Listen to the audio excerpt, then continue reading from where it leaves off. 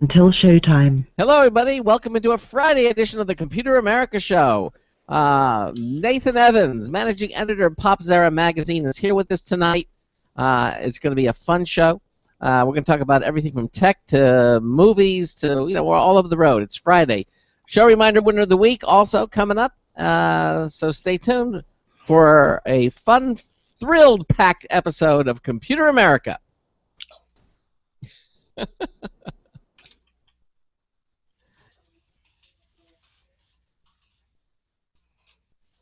The mic can hear you over that.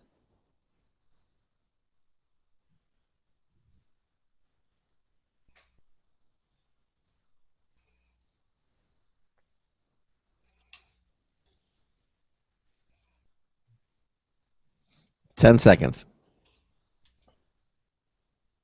Your show will go live in 5 seconds. 4, 3, 2, 1.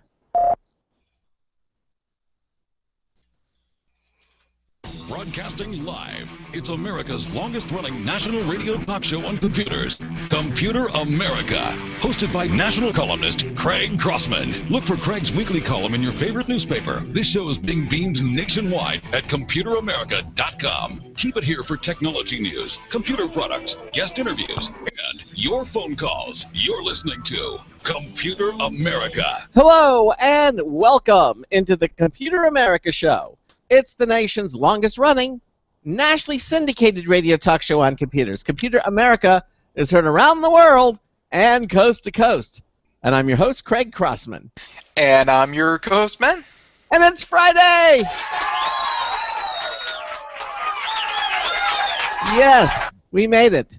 Another week of broadcasting excellence in the can, as they say. So, but yeah. As they say so. Yes, I hear that's what they say anyway. Anyway, we got Nathan Evans, managing editor of Popzara magazine, is going to be spending both hours with us tonight. He is a lot of fun, and we're going to talk about a lot of fun topics, and again, kind of all over the road. But that's what we do here at the Computer America Show. And of course, we always welcome you to join in on the program. Give us a call. If you have a comment, question, suggestion, anything, we'd love to hear from you. It's 347-884-8881. That's 347-884-8881. I'll get you on and get you through. Email is live, L-I-V-E, at computeramerica.com. If you're radio shy and you don't want to go on the air but you have a question, that's a great way to get your question into us. You can also join us in our live interactive chat room from our homepage at computeramerica.com. Just click the button that says chat/live video.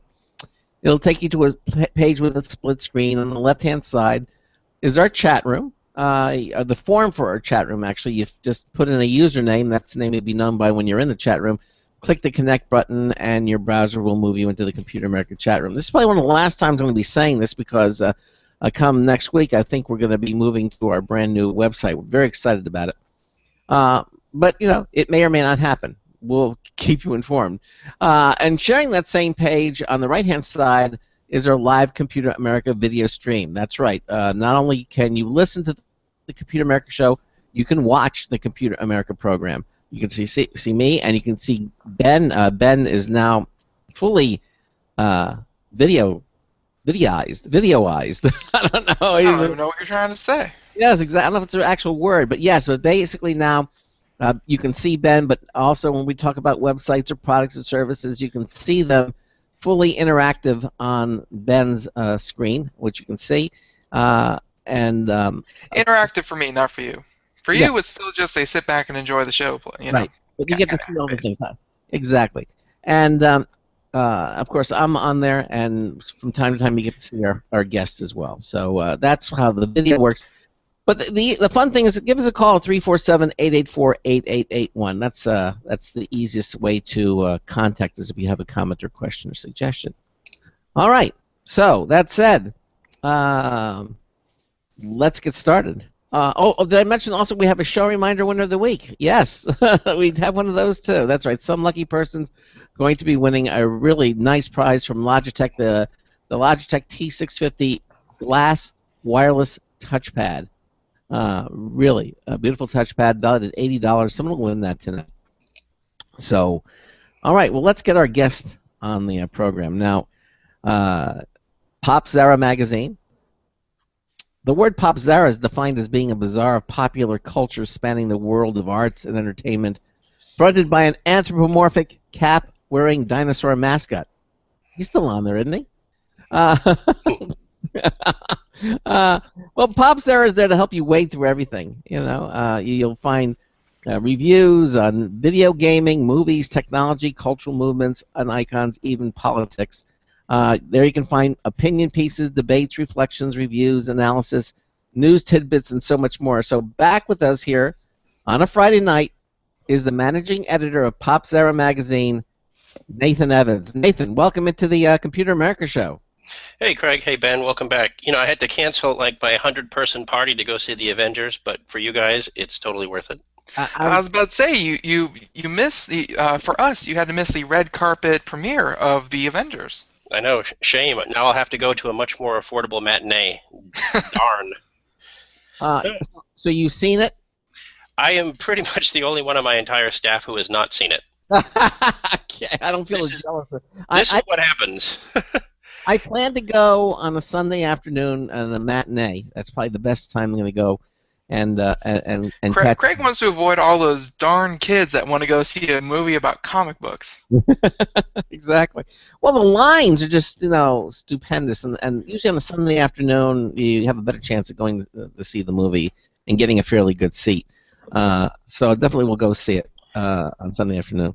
Well, with multiplex movies, with going to the theater, I'm not a Luddite. I love going to the movies. I love going to the biggest, bestest, IMAXiest, 3Dest screen you could imagine. If the seats rumble and I can sneak my own snacks in, I'm even better. There's no way I'm paying $15 for popcorn. But the fact is that I love going for the whole experience. It's like going to a rock show. You can listen to music at home or you can see something in front of you, and I love audience reactions. It's the manager in me. I like seeing what people like. On this particular thing, though, my group of friends who are seeing this tonight and yesterday and probably tomorrow and the next day and the next day and the next day, they all had marathons where they watched the first Avengers movie, and I told them, it doesn't work like that anymore. Like the Avengers 2, Age of Ultron, whatever it's called, is not a sequel to the first movie. There's been a lot of intermediary films. So so in order to fully understand the sequel, you have to see all these intermediate films. All the Thor films and Captain America: Winter Soldier, Iron Man 3 now, all those. Yeah, it's a requirement. It's like getting into college. You got to have the prerequisites checked. But this movie is a culmination or a meeting of all those movies. After you've seen them, this is what happens next. Yes. The timeline. Although watching a Marvel's Agents of S.H.I.E.L.D., there's a lot of references to it as well. What goes on there, but probably a lot less than the actual. Movie. The Marvel movies, they've been very successful, like astonishingly, as Stan Lee would say, spectacular. Spectacular is spectacular. The problem is, I think what we're getting into overkill, and I think you look at the reviews for the Avengers, even the positive reviews have been a little tepid in saying there's too much going on. There's too much you have to come into. You have to do your homework. And I think famously, the director of the first two movies, Joss Whedon, of course, of Buffy fame, and one of the shining examples of geekdom, he's no longer on the Marvel team. He's gone. He's been replaced by the Russo brothers, who directed Captain America: Winter Soldier. By the way, I finally saw that movie today, about an hour before we talked. It's one of the best Marvel movies I've ever seen. It's actually one of the better Marvel movies I've ever seen, and I can see why those guys are going to be handling the Marvel franchise from now on. Wait, which one? The second Captain America. Oh, Winter Soldier. Yeah, that was very, very good. And it's not just because the first movie was so, let's be honest, mediocre. It was just a great movie on its own, and it's just very mature for a comic book movie, and I really enjoyed it. Yeah. I think Captain America, if there's any depth to the character, I mean, he certainly has a lot. Although I have to say, it might be a little tied in with Tony Stark. I mean, there's a lot going on with that guy too, that character as well. Thor, there's not much going on. He's just pretty much. But he's so handsome. He's so handsome. I mean, he's a handsome Manson. He's got a big hammer. Yeah, and the Hulk, well, the Hulk, there's not much going on there. Yeah, Bruce Banner, they for being a scientist and being so smart, they pretty much just reduce him to, oh, he goes bananas when he's angry, but that's about all he does. And Hulk smash. That's all Yeah. you need. Hulk That's smash. pretty much all. Yeah, but I agree. Now Hawkeye and what's her name? The Black Widow, I think. Black Widow. Yeah, the characters. Not quite. They have a little bit, but I think Steve Rogers and Tony Stark are probably the two most characters with the most depth to them. So Yes.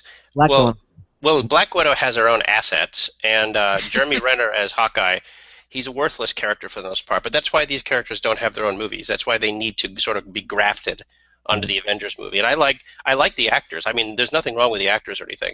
No. But as far as Marvel up until about 15 years ago wasn't known for its movies. It wasn't known for its cinematic portrayals of the characters. It was basically DC, DC, DC, DC. Yeah. And things have changed. And I don't think the characters have changed. I would challenge anyone to say that most Marvel characters are as interesting as Batman and Superman, to be honest. Mhm. But the movies fare better because they've replaced Saturday morning cartoons. The Marvel movies have become a yearly event, sometimes multi-yearly event. And you go in and you don't really care about the plot. You don't really care about this because nothing bad is going to happen because there's going to be 18 more movies. And the contract requires them all to group together and beat the bad guys. So you kind of go in with this expectation that everybody's going to be A-okay because they have to, because there's going to be 10 sequels. Yeah, they And if can't they do die, if they die all the time, but they come back, just like comic books. And I think that's the danger. At a certain point, you can only be emotionally manipulated so many times and see the same thing, just like Saturday morning cartoons. So I wish Marvel the best of luck running this into the ground. And it's gonna be a fun ride while it lasts, but it's not gonna last forever. No, it's not gonna last forever. But really, I don't think anyone is like the hardcore fans, the one that picked up the comic books when they were younger, who've read into it, who know the characters, who actually have an opinion on why Black Widow is not useless because they read the comic books and they know her backstory, or they know why Hawkeye is not useless. They read his comic books. They're going there. They're going to go see their favorite characters on screen. Kids are going to go see it because it's explosion and superheroes and it's awesome. And the rest of us, I don't think you can get drawn into it too much. It's just fun. There's a reason why that they statistically Black Widow and Hawkeye toys sell the least, because when you can turn into a giant mutant green angry monster and smash, or you can have superpowers with a shield, or you can wear an iron suit and be an alcoholic and fly through the skies, or be a Norse god, like Scarlett Johansson's superpower is that she can fit into her uniform. That's a superpower. I mean, and they kind of make fun of it in the new movie, from what I understand. There's a line in the movie a friend told me, I'm not spoiling anything. He's like, there's an army of robots, and all I have is bow and arrow. His superpower is that he can somehow get his arrows back. But it is fun though. It's escapism. I'm not complaining because anyone who grew up with the first Captain America movie or the first Fantastic Four movie or anything, those movies were terrible. And this is much better. So like I said, enjoy it while it lasts because I think it's pretty cool. Yeah. You think that there's going to be more Fantastic Four movies, or you think that's it? I thought they recasted one. No, there's one coming out this summer. Yeah. See, that's what I'm saying. We've gotten to the point we don't even know what's coming out. There's a guy named Josh Trank who did a very, very, very good independent little sci-fi movie called Chronicle. I don't know if you guys saw it. Yes. I really liked that picture, and I was not huge on the format of looking through a handheld camera. Found footage, yeah. Yeah, but it was very entertaining. It's very well. good. The weird. Forgive me, this is not a racial thing. The weird-looking white kid eventually became the Green Goblin in the new Spider-Man movie, and the athletic black kid is now going to be the Human Torch. What's his name? Michael P. Jordan. He's going to be in every movie next year. He's going to be a big star, including the new Rocky movie, by the way. He's going to be the star of the new Rocky movie. Oh, really? Oh, okay. Yeah. Okay. Go figure. Yeah, they're going to. What's that? And what about Chronicle? I mean, the end of Chronicle. He's going off to Tibet. Does he become a superhero? Because he certainly has the qualifications to be one now. He's a nice-looking guy, and he has all these powers. And I don't know. I don't think that movie really needs a sequel. I think it could stand on its own. But of course, this being Hollywood, there'll probably be a franchise. But the director of that movie, Craig, is now doing the Fantastic Four, and I caution. And there's got a lot of bad publicity on this movie, and I don't know why. But you can. The trailer just came out last week, so you can see it now. Oh, I'll watch it. Okay, thank you for pointing that out. No, I haven't seen it yet. Ben, have you seen it? I don't think it looks terrible. Ben, did you see the Fantastic Four trailer? He's watching it now. I wish no. I hadn't even heard. Like, I heard that they were casting for it, but admittedly that was probably like a year or a year and a half ago. So I'm not keeping up track with it. There's been no buzz. The movie comes out in 3 months, and we got our first trailer now. I will tell you this: it looks 1,000 times better than the last 2 crappy films. Really? So if they can, the goal is, I think, I don't know if you guys know this. I follow this a little bit because I have to for the website, but when Marvel was dying, when they were going bankrupt in the late 90s, they sort of had a fire sale and basically parceled their franchises out to every studio. Sony, of course, got Spider-Man, maybe something else. Fox got the beneficiary of most of it. They got the Fantastic Four, they had X-Men, Daredevil, all of this. And slowly Disney, since Disney came in and purchased Marvel, they've been sort of getting the franchises back. The rebooted Daredevil, which I know you want to talk about on Netflix, is a very good example of Disney. Yes, of Disney rebooting Daredevil, and it's phenomenally better than the other one. Oh my God! But the Spider-Man franchise is still Sony's, and it will be Sony's as long as they continue to make films. Now, I don't know, Ben, if you've talked about this or you've heard this, but Sony is rebooting Spider-Man again. Oh, again? Yeah, aren't again, not racial, but aren't they making him black or something like that? They're doing something. They're not. No, you see, comic book companies, DC and Marvel, they're only brave and diverse, and they're only socially justiced in the comic books. They wouldn't do this in the films, so they're not going to make. Okay. Yeah. There's too much money, and not to be shallow, but they only do that because the nerds who work at CNN and Fox News actually think comic book news is real news. Like Wonder Woman's gay, or Captain America is Filipino, or something. Or they're turning Thor into a woman. It's like, okay. Yeah, it's not news. It's like when Superman died. He'll be back. But So they're rebooting Spider-Man. Thank God. I really like the last 3 reboots. Thank God we're getting a 4th. Here's the news, though. Here's the news. They made a deal with Disney. Spider-Man will Spider-Man will be in the next Avengers.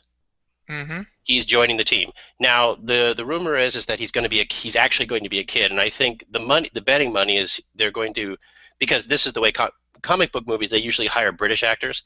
They're probably going to hire the kid Asa Butterfield, who you might have seen in the Ender's Game film. Yeah. He's a very good actor. He's geeky. He's dweeby. He's perfect for Peter Parker. Unlike Andrew Garfield, who was frankly a jackass. And frankly, goodbye, Andrew Garfield. You're gone. You had 2 movies. You're done. No more of you. No, so they're rebooting Spider-Man again. So, and don't worry, they'll reboot it a couple more times too. So they'll keep rebooting it instead of making sequels. But at least he made it into, or at least he's probably going to make it into the big movie, into someone else's universe. Because lately he's just been in Spider-Man's universe. He's been in a very small sandbox. Like I said, he will be joining the Avengers. So that's about as big as you can get for Marvel. And of course, on the flip end, we have DC starting their own little universe with the Batman and Superman film. Yeah, I saw Dawn of Justice. That teaser looked really great. I thought it looked fantastic. The problem is that the nerd universe can only do one thing really well. It could take sides. Apple, Windows, Android, iOS, Yankees, whatever. But so in the world of comic books, you're either a Marvel fan, you're a DC fan, or if you're a Dark Horse, you're a Star Wars fan. And of course, the day before the Batman trailer, Star Wars trailer came out, and the internet shut up and liked something. They actually, every single person on the internet, they stopped watching cat videos, they stopped watching pornography, and they all watched Star Wars, and they liked it, and they stopped complaining for 5 minutes, and then they started crying. And when they stopped crying, they went back to hating. But for 5 minutes, it will be a day long remembered. And so the next day, Batman and Superman came out, and of course, the director, what's his name, Zack Snyder, he's sort of got a fan base of haters like Michael Bay. So, this movie looks terrible. You know what? That trailer had just as many hits as the Star Wars trailer. That movie's going to make bank. It's going to be bank. You got Superman and Batman battling it out in the big screen. It's going to look spectacular. Shut up, go see the movie, then complain.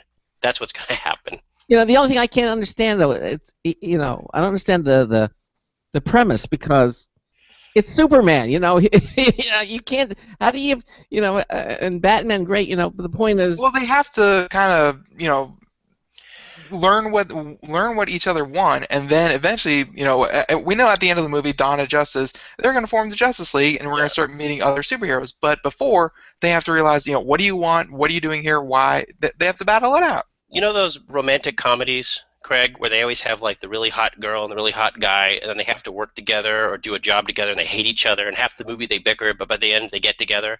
It's like yeah. That's this. That's what this is going to be. Oh, really? Castle, you know, that was a similar premise. Yes, exactly. Well, yeah, okay. If we're going to get nerdy about it, it's based on Frank Miller's The Dark Knight Returns, which came out in the 80s, where basically the basic story is, and this is not going to be in the movie because the comic book and the anime version were very, very, very bloody. It takes place in the future. Batman's like 50, 60 years old. He's semi-retired, and the government uses Superman to sort of do their dirty work, like stop nuclear missiles. And so Batman and Superman decide to battle each other. That's why you're going to see an older Batman in this movie, aka Ben Affleck. But again, this is going to be the beginning of the Justice League. So we know how it ends. And Superman doesn't age, is my understanding too, right? So no, he's gorgeous forever. But no, but you know what I mean. But that's the thing. It's, you know, whatever happens, whatever we see. Now, it's interesting you mentioned this because in all the Superman movies before, they've always kind of played him as a Jesus character. And this is interesting. If you watch, there's always this Jesus Messiah iconography. But we know what happened to Jesus. Yeah. It didn't end well for the Son of God. So the last son of Krypton, it looks like in this film, if you watch the trailer, it looks like people are bowing down to him and basically worshiping him. He's a god. Look. Yeah, they've taken sides. It's either, you know, the false god spray painted on a statue, or people are pretty much worshiping him. Exactly. You know, hey, we live in a very real world where teenage girls will suck their lips through bottles to get lips like the Kardashian sisters. It's true. It's true. There's no shame. So, do I imagine that a bunch of geeks would worship Superman? They do now. In this world. So yeah, I think it's going to be fun. Even if the movie's depressing as hell, I'm going to be there midnight. Well, one thing that I do love about these movies from this particular genre of directing and everything is that it's like if these they aren't comic book characters. They're that if they were to exist in our world, this is pretty much how they would be, you know, and unlike, you know, the Christopher Reeve depiction of Superman, you know, which was slapstick and comedic and, you know, pretty bad. These characters are portrayed as if they were real, this is what they would be like in our universe. So I would pretend that if Guardians of the Galaxy was real, I would like to meet a genetically modified, wisecracking, machine gun toting raccoon and see how real that would be.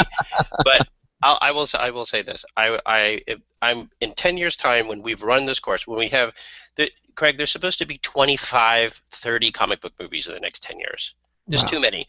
At some point, people will say, I'm done. There'll be a time, they'll jump the shark, and it'll be done. And so DC and Marvel will get desperate, and we'll inevitably see Justice League versus the Avengers. At some point, it will happen. It happened in the comic books. It will happen in the movies. And by then, everybody will have been rebooted 100 times. Yeah, and at some point, Warner Brothers is going to work their way in there with Daffy Duck and Bugs Bunny. I don't know how they're going to do it, but they need to do it. But they got a new movie coming out, by the way. Bugs Bunny and Daffy Duck have a new movie. You'll have a new generation, though, of viewers. I mean, they'll all start all over again with the reboots. You know? Well, that's kind of what Star Wars is falling into. I mean, you know, you have the first generation that saw back in the 70s, and the second generation that saw in the early 2000s, and 15 years later, you know, a whole new generation. But one caveat to that, though. One caveat. They will reboot Spider-Man until the sun comes home, and people will debate who the best Peter Parker was, like they debate the best James Bond. Oh, you know what I mean, or the best Batman. It wasn't George Clooney. So, but my thing, it was in my opinion, it was either Michael Keaton or Kevin Conroy. But when the Star Wars trailer came out and they had the 3 seconds of Han Solo, the internet erupted. there's something to be said about Star Wars at this point where it hasn't been rebooted. And for them to bring back the original cast will be so cinematically orgasmic for some people. They won't know how to control themselves. This is something that those of us who saw Return of the Jedi in the theaters never thought we'd see, ever. Well, the And fact that they're still alive, you know, the character. I mean, Harrison Ford is still around, Hamilton. well, you know what's funny? Oh God, Mark Hamill, right? Yeah. That's it. Everybody accused him of being a terrible actor, terrible this. That man is one of the nicest people you'll ever meet. He's gone on to become one of the most successful voice actors in voiceover history. And I tell him, it's like, oh, what's he done besides Luke Skywalker? The Joker. Hmm. He's played the Joker longer than anybody else. Yeah. He's won awards for playing the Joker. And you know what? So what if he looks like Jabba the Hutt now? When he's back as Luke Skywalker, it's like this. All's forgiven. The prequels, all that stuff, all's forgiven. The Star Wars nerds will line up like good little clone troopers, and they will march, and they will see the movie 100 times. They'll buy the DVD or Blu-ray. They'll buy the digital version. They'll buy it for their friends. They'll even if they hate it, they'll keep buying it. Star Wars. Yeah, it is, and it is the final trilogy. So that's gonna be finished in 2000. Oh, no. It's the beginning of a new trilogy. There's going to be a Star Wars movie at some point every year for the next 20 years. They've already announced 7 more movies. In fact, that guy Josh Trank, I told you, the Chronicle guy, the one doing the Fantastic Four, he was supposed to do one of the spin-offs. He just announced today that he's no longer doing it. You're talking about like. I thought like they already announced like Star Wars Episode 15. No, you're talking about like Red Squadron or something like that. Yes, the first one will be Rogue One. Rogue One, yeah, where they're doing offshoots. That's right. Yeah, there's going to be offshoot. There's going to be spin-off, or as they call it, they don't call it spin-off. They call it anthology or something, but it is spin-off. So there's going to be a spin-off episode. Spin-off episode. They've only announced up to Episode 9, yes, but that's the beginning. This is Disney. They're going to sequelize Star Wars. There's going to be more Star Wars movies in the next 10 years than there have been in the last 40. Did you notice with the scene that we saw with Harrison Ford, standing next to Chewbacca? Mm-hmm. You notice that Chewbacca hadn't aged. Yeah, he's got some pretty good work done there. I was expecting gray, not a lot of gray. No, he's got just for Wookiees hair dye. Yeah. He looked the same. And what about Princess Leia? Have we seen it? Have we seen her yet? No. And thank goodness. Hope they don't put her back in her slave outfit. But she'll be in there somewhere. She'll be in there. They're keeping Mark Hamill a secret too. I don't know why. But yeah, they'll be in there somewhere. But Han Solo was the big one. Mm. Han Solo, which is interesting because of all the original actors, Han Solo was the one that didn't like Star Wars. He would always distance him. He was like Spock back in the 70s. I mean, Leonard Nimoy. I'm not Spock. Leave me alone. Okay, I'm Spock. That's Harrison Ford. He wasn't even at the gala, the big show. He wasn't there. Mm-hmm. He doesn't care, and that's why people love him. And it'll be fun. I'm gonna be there. It's the day after my birthday, so it's a nice birthday present for me. So I love it. I'm excited about Star Wars. I really am. I really am. I'm all in. There's a lot to look forward to that's coming up. Yeah, a fun little Easter egg that I already told Craig about it, and I said on the air about during the trailer, the second trailer, they have in like 2 or 3 frames the guys from Spaceballs that are combing the sand looking for the droids, and they're holding the giant pick. They're in the sand like inside like one of the giant engines to the Death Star. The most tasteless, most racially insensitive joke, and the funniest thing about the original Spaceballs is that scene, by the way. Yep. One of my favorite scenes in that movie. Combing the desert? Yep. Yeah, we ain't found. Yeah. Yep. Sorry, I love Spaceballs. For a little tidbit, you should go back and read Roger Ebert's review of Spaceballs. In it, he says the movie came too late because the public had this is Roger Ebert, I love him, but had exhausted their love for Star Wars. It was already done. We had already moved on. Yeah, no. Nope.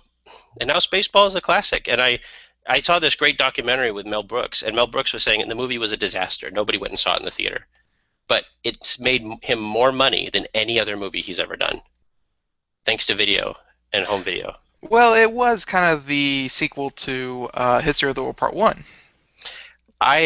when Mel Brooks dies, this world will mourn. That's all I have to say. I'm a gigantic Mel Brooks fan. Yeah. And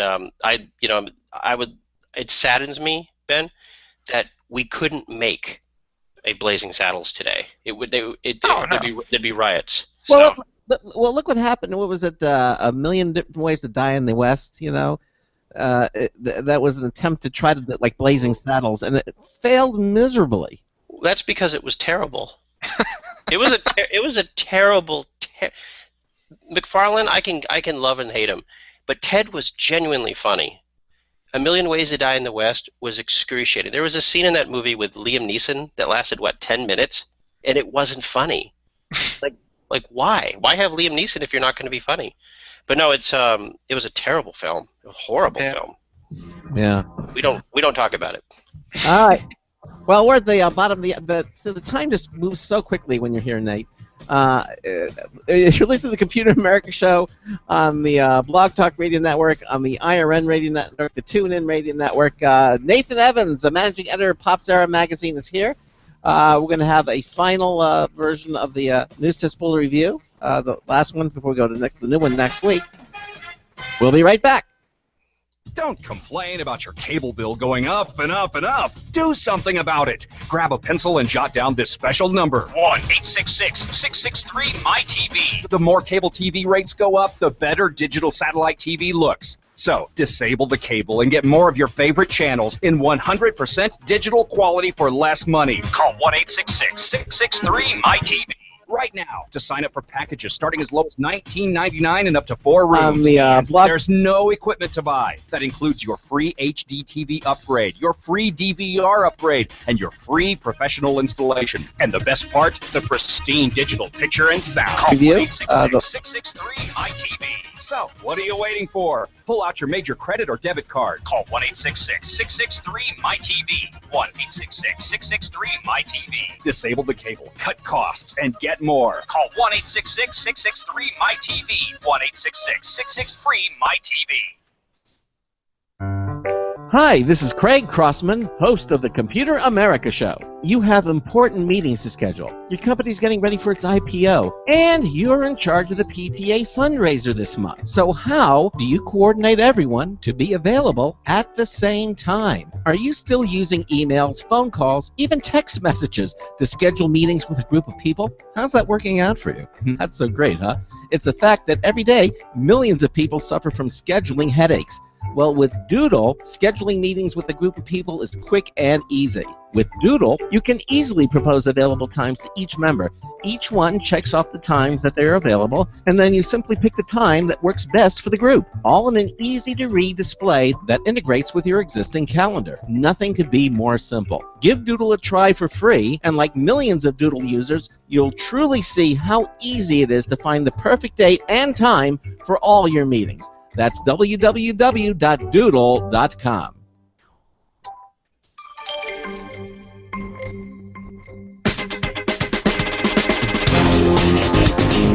Okay, here comes the good part. This is Marty Winston with a News Tips Bulletin Review for Computer America, this time the First Alert One-Link Wi-Fi thermostat.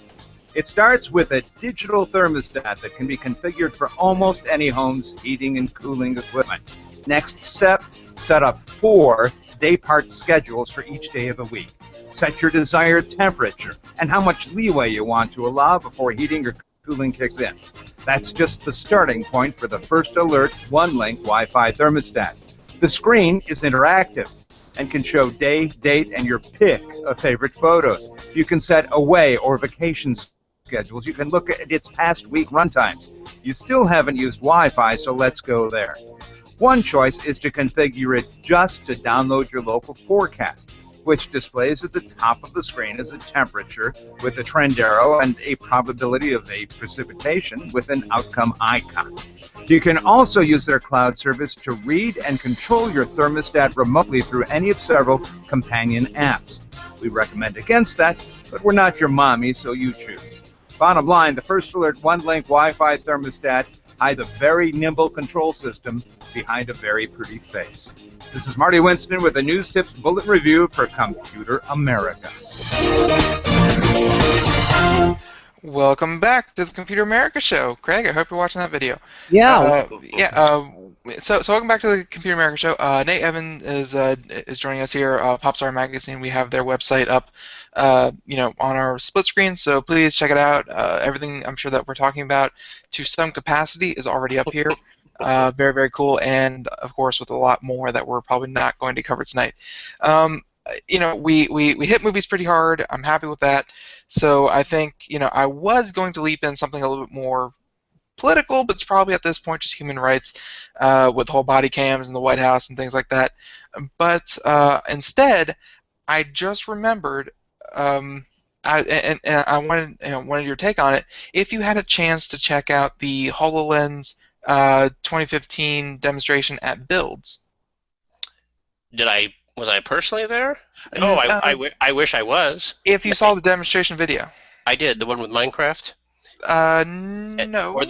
Or the one where they were watching the video trailers of Mission Impossible?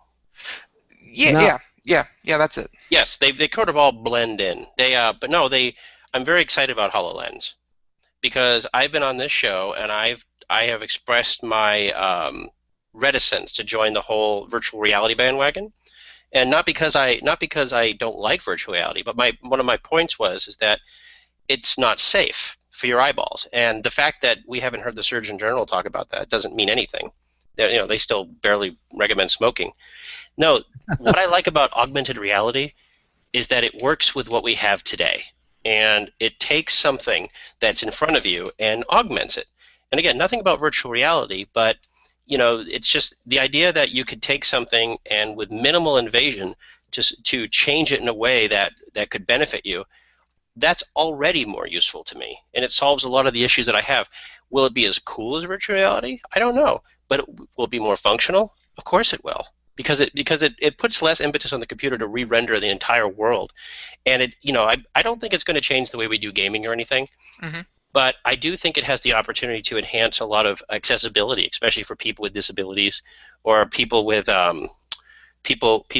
maybe some struggles for, I guess, not the word communication, but maybe travel restrictions. Imagine being in a meeting where instead of us talking on this webcam show, we could be sitting in a virtual room inside a 3D render of, Star Wars Knights of the Old Republic.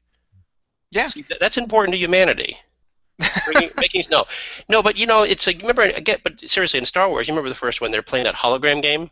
Yeah, we're not going to have hologram games for a long time, and we're not going to have digitally projected Princess Leia's. But with a augmented reality thing like the HoloLens, we could see that. It would look like that's happening to us, and that's pretty cool. And especially since you can interact with it.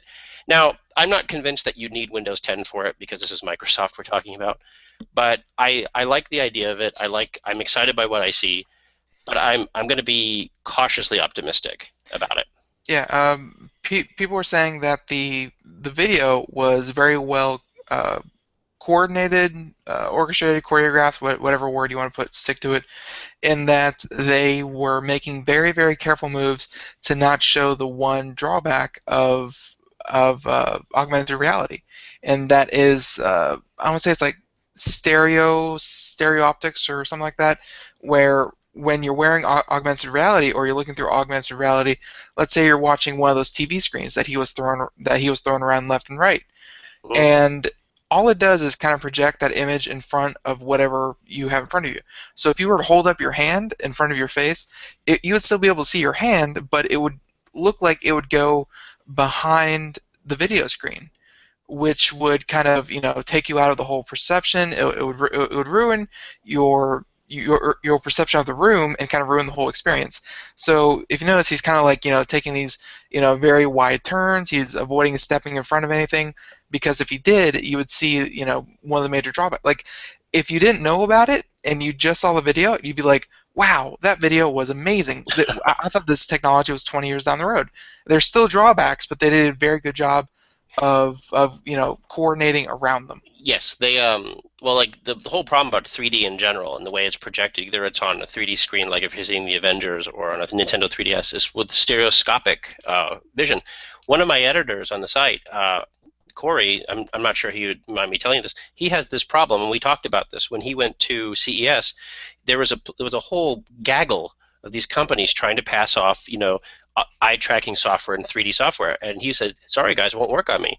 And I believe he saw one company, and you'll have to forgive me, I forget the name of the company, that was able to to meld this. And I know over the years, Nintendo has refined their 3DS hardware to make it more accessible to people with vision problems. But you're right. A lot of the trickery and the wizardry requires perfect stereoscopic vision and placement. And and as far as demos that you see on screen, every demo that I've ever seen by one of these things has always been fraudulent. You know what I mean? I've never seen something that actually mimics the real world performance of anything, except one. And Craig, you remember this one. When Microsoft showed off Windows XP all those years ago, it blue screened of death. I was like, that's real. That's happening. I can have that at home. No, but Microsoft, like I said, Microsoft is joining the same bandwagon as everybody else. Just yesterday, Sony announced that they're no longer going to sell their little eye headwear, the ones that virtually create cinemascapes in your eyes, because they're going to focus on their Project Morpheus headset for the PlayStation. Valve is supporting HTC and Oculus Rift things. Everybody's supporting it, but I still stand that nothing that I have seen makes me believe that any of those are going to catch on. Nothing. Not one project, not one game, not one app, nothing. It's gimmicks without any substance. Only the HoloLens, and to some extent what Google's working with, but they have this project, you'll have to forgive me, I don't know the name of it. They're working with Weta, the special effects team behind Lord of the Rings, to do augmented reality. So and to be fair, as much as we sort of malign on this, and even though we were proven right, Google Glass was relatively a failure.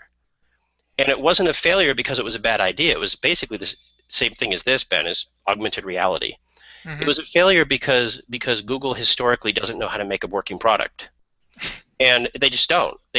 I mean, every product they've ever made, for the most part, has been a disaster. So they usually shoehorn product development off to a third party. I hear they're going to give it another shot. Microsoft's going to give it a shot. Good for them. Let's see what happens. But of all of them, HoloLens is, to me, the most impressive. However, that doesn't mean I'm really impressed. It just means out of all these examples they've given us, it's the one I hate the least. Yeah. The one you hate the least. There's a review for you. But the HoloLens, I think, was the first time, and of course I'm just reading what they read, what people have said on a couple sites that I was kind of tracking. They said that this is the first time that the technology, like, you can start to see some of the implications behind the technology. And yes, it's not perfect. We talked about how it was very, very staged, very, very choreographed, very, very limited in what it can do, in real life. Like, what is reflected in the video is cool, not anywhere reflective of what you can do in real life. But if they deliver on any of those within the next 5 years, I think that's going to draw people. It's going to be attractive enough to have, the 100-inch screen, to you, the 100-inch screen in your room and take it anywhere with you. To be able to, kind of see your calendar laid out in front of you, to have a virtual dog that you don't even have to feed, all these kind of things. If they can deliver on those to any extent, that's the best virtual or the best augmented reality presentation that I've seen. I will say this. So you're advocating that the HoloLens will allow you to virtually ignore your virtual pet and let it virtually starve? Virtually? Yes. I'm going to have virtual PETA get on you. No, they... How about some virtual guilt? I don't know. Like in Back to the Future Part 2, right? Which took place in 2015, ironically. They showed a virtual hologram Jaws coming out and biting Michael J. Fox. Most of that movie has come true, minus the flying cars and everything. The idea is that, will it be holograms? Will it be augmented reality? Will it be cell phones? Something's going to give. At some point, one of these things is going to work. One of them's going to work. Hey, but what do I know? I'm the guy who didn't think there'd be an Apple Watch. How about the self-lacing sneakers? Those have come out. I think they've come out too. Yeah, but when I was a kid, hell, we didn't even wait for that. We had tieless shoes back in the 90s. Just slip them on. How even beyond Belgium, just slip them on. Like, I don't have time to tie. But no, it's crazy. It's crazy because science fiction usually portends this stuff. It's like all those kids that grew up watching Star Trek, even though it was fake, that it inspired them to create really cool stuff. And so, yeah, I'm going to anxiously await it. My personal feeling is this, that I believe that technology should be used to augment people who don't have access. Like, we see titanium augmentation in people who don't have any feet. We see, every time I see a video of a 3D printer helping there's one just this week about a tortoise who had his legs torn off by a rat, and now it's got augmented wheels for legs. Dogs with 3D printed feet. This is really cool stuff. And I know for people who are paralyzed or have limited mobility, that if they could wear a helmet and that could help them get out in the real world, what a fantastic thing if they get it right. So yes, it's going to be pretty cool. But if it takes first-person shooters and video games to get us to that point, then bring them on. Call of Duty all the way. Yeah, I like honestly, it's going to be a very, very long day until they get video games to port over correctly. Like, to the extent that what makes a lot of the very, very popular games entertaining, which is competitiveness, it's going to be a long day before those are properly ported over to any kind of augmented or virtual reality scenario. But video games and augmented reality, that's a real possibility. I think so too. As far as the whole, you're talking about latency? Latency, yes. Yes. This is, I have been doing some exhaustive research since we talked, right? And I know we talked about how the cycles of virtual reality and everything come around every 20 years or so. I would caution everybody to go look up an episode of the old show Murder, She Wrote from, I think, 1993. I think it was called Murder at Hastings Rock. Murder, She Wrote, Murder, Hastings Rock. In that episode, Angela Lansbury, a.k.a. Miss Teapot, she dons a virtual reality headset and plays a virtual reality murder game. And the graphics look terrible. But that's no different than the stuff we're seeing today with Oculus Rift. It's taken so long. Part of me wonders if virtual reality for gaming is like the it's like the perpetual motion machine. Maybe it's just not meant to happen. Sort of like 3D in movies. It's a nice trick, but it never seems to last. It always seems to go away when the gimmick's gone. And I don't know. I don't know if that's necessarily true, but I don't see this current crop changing the direction of that. There's been reports, Ben, of very fast Twitch games like Dying Light. I know you probably played that, the zombie game. Yeah. They ported that to Oculus Rift, and it was horrible. Oh yeah. It was horrible. It was unplayable, right? And the other thing, do you remember when the Nintendo Wii came out and everybody said motion controls, they're so natural, they're going to make video games play more like real life?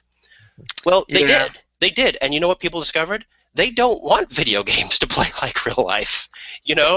That's why they're video games, because there's a big difference between sitting on your couch with a bowl of nachos or Doritos drinking Gamer Fuel Mountain Dew for 10 hours at a time. That's living the life, I should say.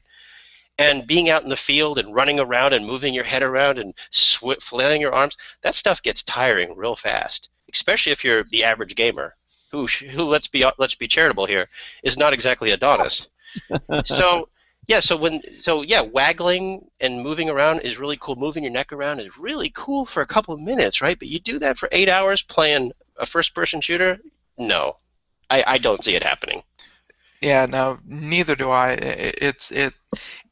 Just like I said, it's a gimmick. The Kinect was pretty good. It was not perfect, especially in my setup. The one that I used, it wasn't that sensitive. Like my little character looked like it was having a seizure. Like it transmitted diseases that I didn't even have. But I mean, it worked pretty good, and I played it. And I invited friends over, and I played Just Dance.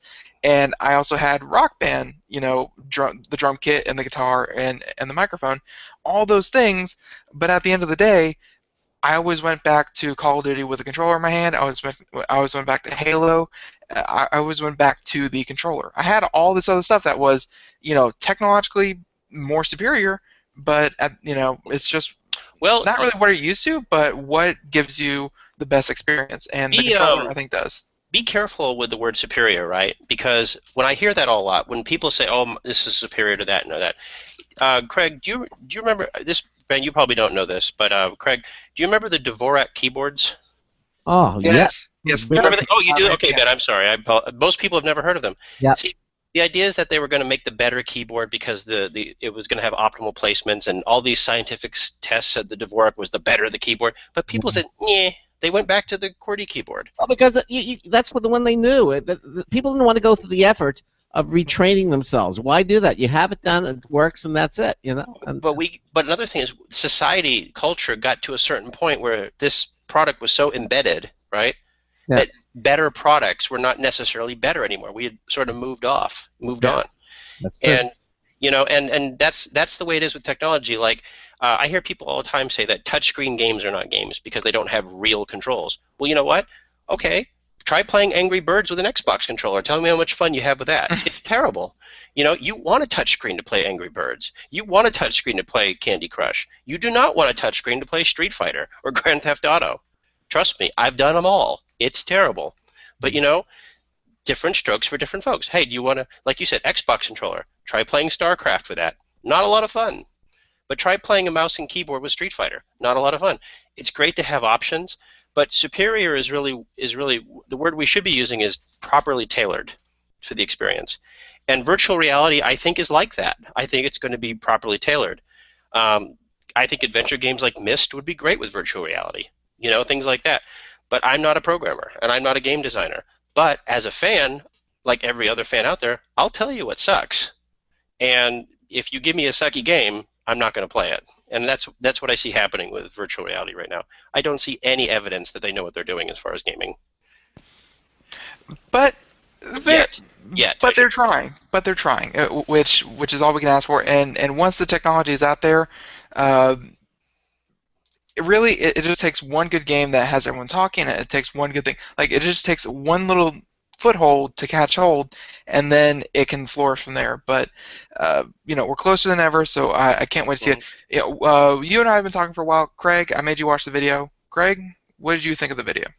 I thought it looked really, you know, it wasn't as impressive to me as the other Microsoft video that I saw, where, you know, they were modeling the people in that video were taking things and doing modeling, and it seemed more seamlessly integrated. This one seemed a little more stilted. Now, had I not seen the other one, probably would have said, this is really terrific. I mean, this is really great. Look at all the things you can do. But I don't know. You know which one I'm talking about, Ben? Which they were working on a bicycle design, and they were working on. Yeah, he kind of did the thing and exploded, and then he was able to kind of pick the parts apart. Yeah. Yeah, I thought that was maybe it's just the people who directed the film and did that thing. I thought. Well, this was a live demonstration at Builds. Right. This is not like a promo video. It's a promo. Well, there's but a lot of times when they have those are not demos of the hardware or software. Those are very what's the word they call them?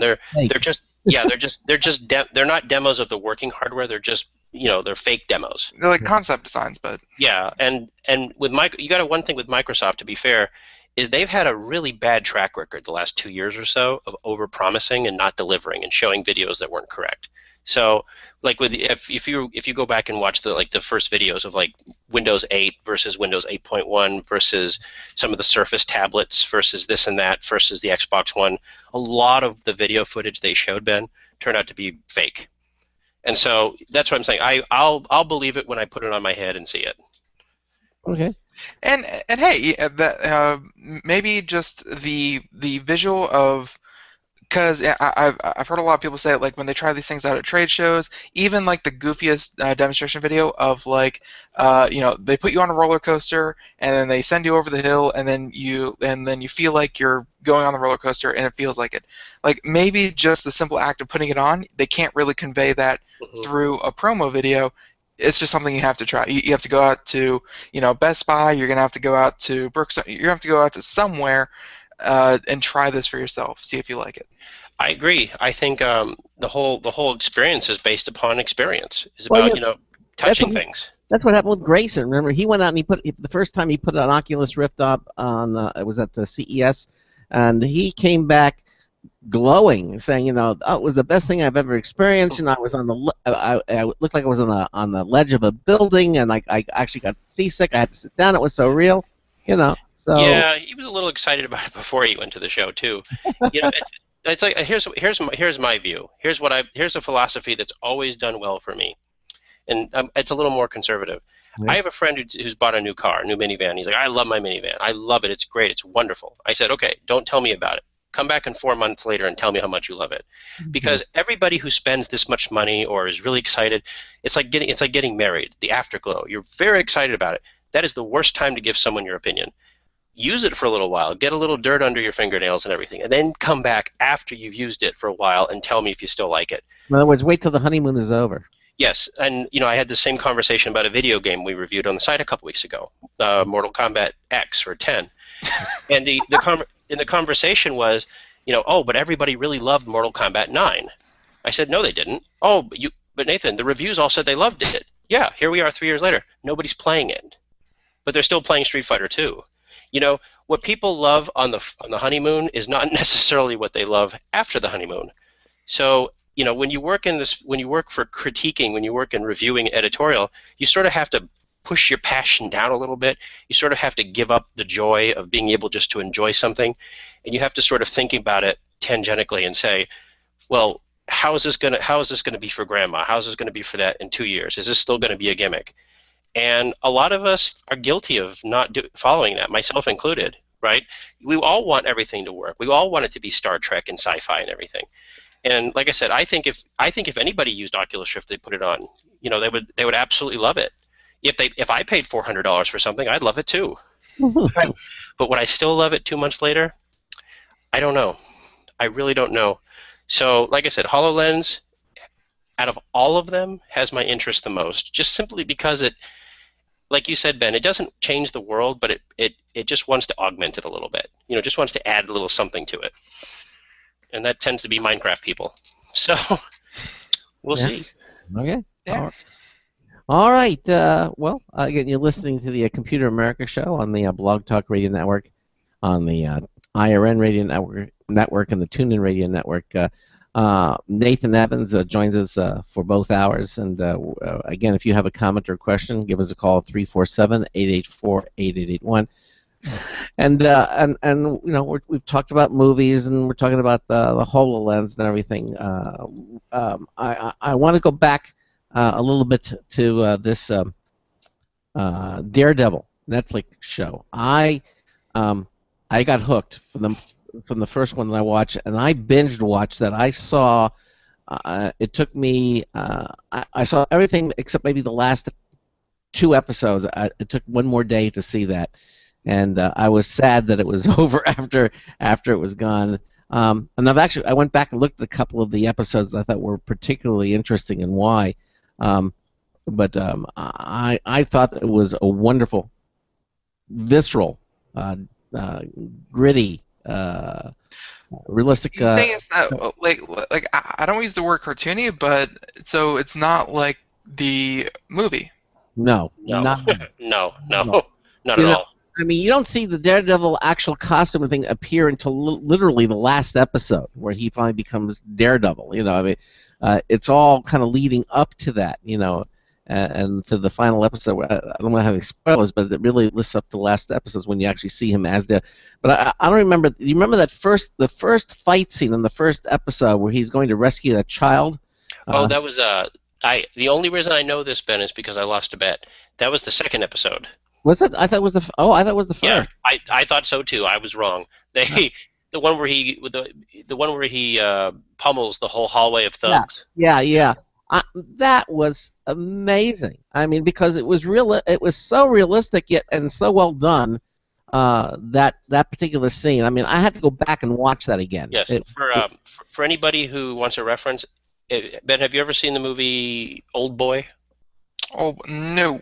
Okay, even if you haven't seen it, you might have heard about the famous hammer scene, the hammer fight. That's what Daredevil's comparable to. It's really is that good. Yeah. Very violent, but so well choreographed and so well done. Yeah, I mean, you see him where he's sort of staggering. He's getting tired from beating up people. They keep coming at him, and he kind of staggers and he falls. But he vanquishes them all, and in the end, the way he does it, it was just amazing to me. So, get special abilities aside, he had all these things, advantages supposedly, and still he had to really work to save that kid. What what I really liked with the other actors too. I've always liked Vincent D'Onofrio, but I got to tell you, him being the Kingpin was one of the best things I've ever seen him do. Yeah, he did an outstanding job. Really, Vincent D'Onofrio, again, for those Full Metal Jacket, he was the Gomer Pyle. Yeah, he went from being a fat actor to a skinny actor back to being a fat one. Actor, yeah, exactly. And he's been in a number of movies and TV shows. He's become a real veteran actor, and but the way he portrays that character, again, so obviously I've heard that they've already signed a contract for the second season for that as well. Yeah, they renewed it after I think a week of it being out on Netflix.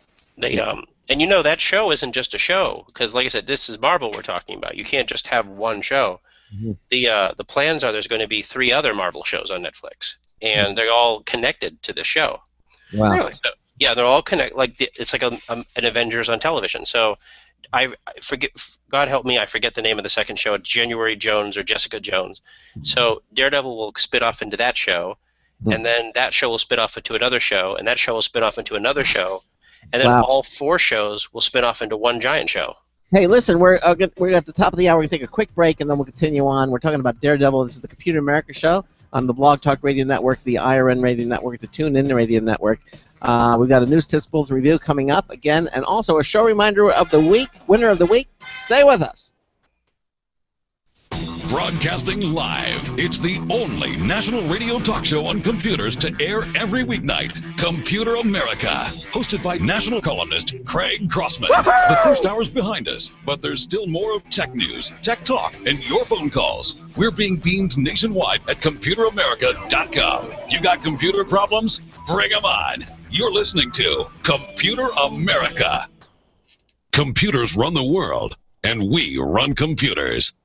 Call us or send us an email to live@computeramerica.com. Hello and welcome into Hour 2 of the nation's longest-running, nationally syndicated radio talk show on computers. This is the Computer America Show, and I'm your host, Craig Crossman. And I'm your co-host, Ben. And we continue on with Nate Evans, managing editor of Popzara magazine. And as again, it's Friday. We're all over the road. We're talking movies. We're talking Netflix. We're talking technology.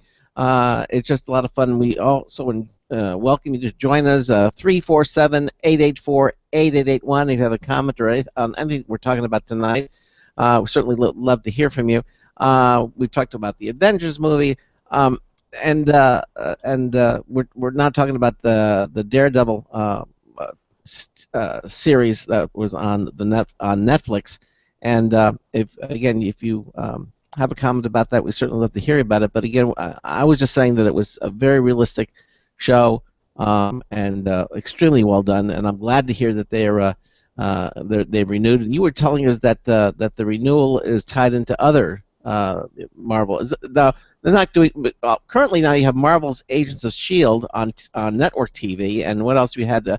Just had the Agent Carter just finished up. Yes, there's also plans to spin off Agents of S.H.I.E.L.D. into another show. Yeah, but the fact is, look, I have never seen an episode of Agents of S.H.I.E.L.D., and I have never seen an episode of Agent Carter, so I'm not going to comment.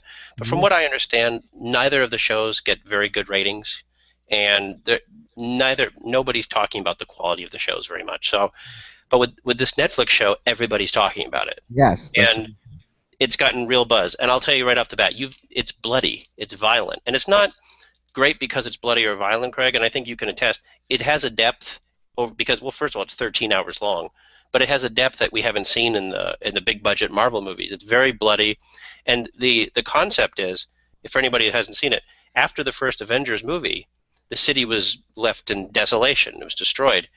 This Daredevil takes place after the first Avengers movie, where the criminal element has come in to sort of take advantage of the chaos, and it's a very interesting idea, and it addresses a lot of points that the Marvel movies don't address, and it's very violent. It's people bleed, they die, sometimes violently.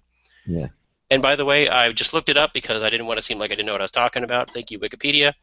The next show will be called Jessica Jones. Huh. And that will spin off into the third show called Luke Cage, and Luke Cage will spin off into Iron Fist, and then all of them will join together to become the Defenders. Is that a comic book series? I couldn't tell you, but it will all join together. Yep, it's Marvel. So there you go. You can't just have one thing. Marvel is like the Frito-Lays of movies. You bet you just can't have one. You got to have 100. So there you go. There definitely is something to that, by the way. Listen, we've got a caller in Michigan who like to make a comment. So let's bring him in. Computer America, Craig Crossman. Hey, what's up? Hey, Craig. It's Shane. Yes. Hey, Shane. Welcome to you. Welcome. What's up? Well, I have a question for your guest today, and it's a little off topic, but it has to do with critiquing and journalism and ethics in the community right now, surrounding the whole Gamergate scandal. Oh, fun. Okay. And I was wondering. I'm sorry. Oh, we've actually talked about this before, so yeah, I'd be happy to answer. Okay, I apologize. I got in a little late.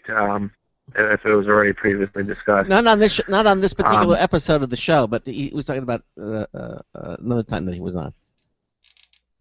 Oh, okay. My apologies. I did not catch that episode.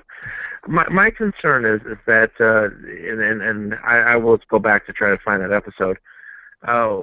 My thing is that what is your take on the spin of what the original complaint by the gaming community was?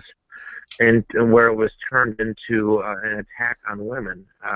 Yes. Do you believe that the gamers were justified in being concerned that the journalists who were critiquing entertainment and games were not being ethical by promoting within their own groups and financing each other? And do you believe that like I said, do you believe that their anger was warranted? And how do you feel about the spin that it turned into about this war on women? Oh goodness. See, if we were on CNN or Fox News, this would be a third rail thing. We wouldn't even be having this discussion. And so thank you, Craig, for the opportunity for that. Sure. No, it's a very. Let me answer your first question with another question.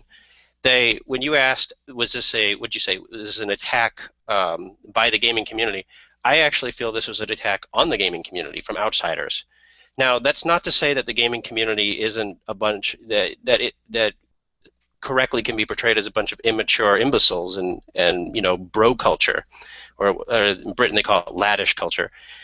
No, they are. It's a very immature society sometimes. But the problem about Gamergate is twofold. One, specifically, let me answer your first question. One, the original complaint, if we go back to it, is very similar to what we saw in the whole gender discrimination case of Ellen Yao. The original complaint had to do with gaming journalists having sex with game developers and trading off positive reviews and coverage. And like all relationships, they get messy when they become public. And somehow that got funneled into the idea that there's an attack on women. Now, the idea that there's this giant conspiracy of masculine, patriarchal, misogynistic men who just hate women and can't wait to keep them down is nonsense. Every critical thinking person will tell you that's nonsense. But the way it's been construed, it tends to overlap with this prevailing social justice theme. The idea that there's an attack on women. We saw this in politics. War on women, do this and that. And you'll notice that the political affiliations of these groups tend to co-align with each other. And there is no conspiracy here. There was a proactive, planned attack on Gamergate by a cadre of websites. I don't want to say their names on the air, but you'll know who they are. And they pretty much got to... Yeah, there's a lot of them, and they push this social justice agenda, and they all coordinated these pro-feminist articles that were specifically designed to infuriate the gaming community in order to entice them to rise up and say bad things about women. Did that happen? Absolutely. Are there idiots online that say bad things and negative and hurtful things about women? In every genre, in every industry. Go on YouTube. If there's a Mother Teresa video, people will say bad things about her. It's not just gaming. It's people. Yeah. And let's not take one misogynistic statement and apply it to the entire thing. That's called stereotyping. But what happened was the proliferation of all these negative views of the gaming industry. They were caught, and when the actual gamers, when the actual fans realized what was happening, they rose up. That was the beginning of Gamergate, the real beginning, because they fought back against it.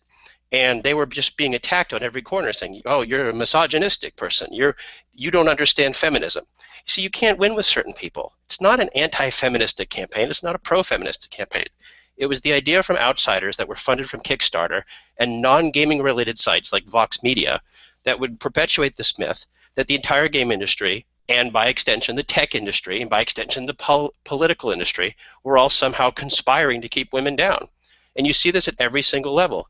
It was a voting bloc. It was designed to drive voter initiatives and create heroes out of people like Anita Sarkeesian and all of the other developers that would go off and be on the cover of, again, Rolling Stone magazine. They created the problem. They made heroes out of the agitators to sell magazines, to sell websites, to do this. And I find it disgusting. I find it very disgusting because I won't defend misogynistic behavior, but I will defend people who had nothing to do with this being labeled as losers and geeks and morons, and frankly, misogynists when they're not. And to answer your question, I think it was rubbish.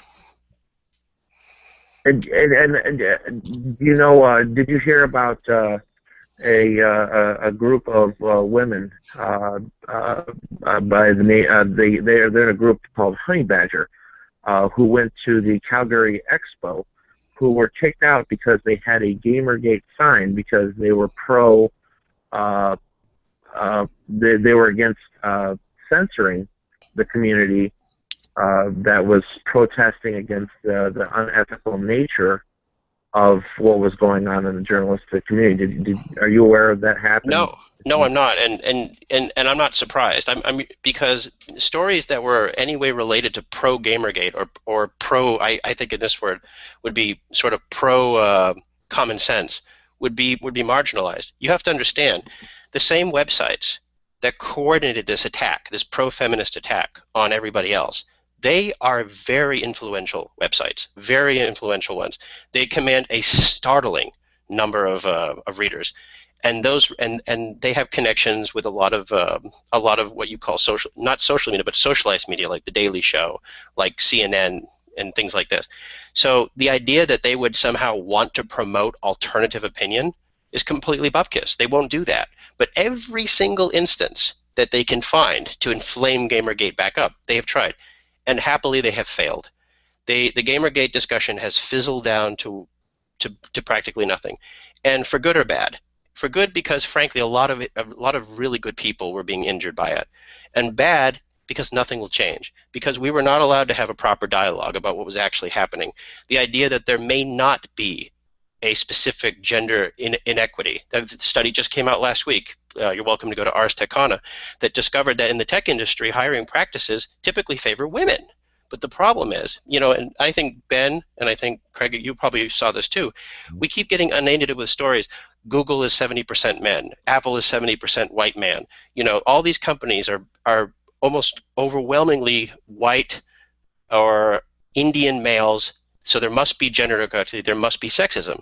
Well, nobody asked how many women applied for the job. The fact is there's a deficit of women with STEM degrees, with science, math, engineering, and technology. They just don't get those degrees. If you have a graduating class that only has 3% female graduation, there's not going to be a 50-50 split when it comes to engineering-specific careers at Google and Apple.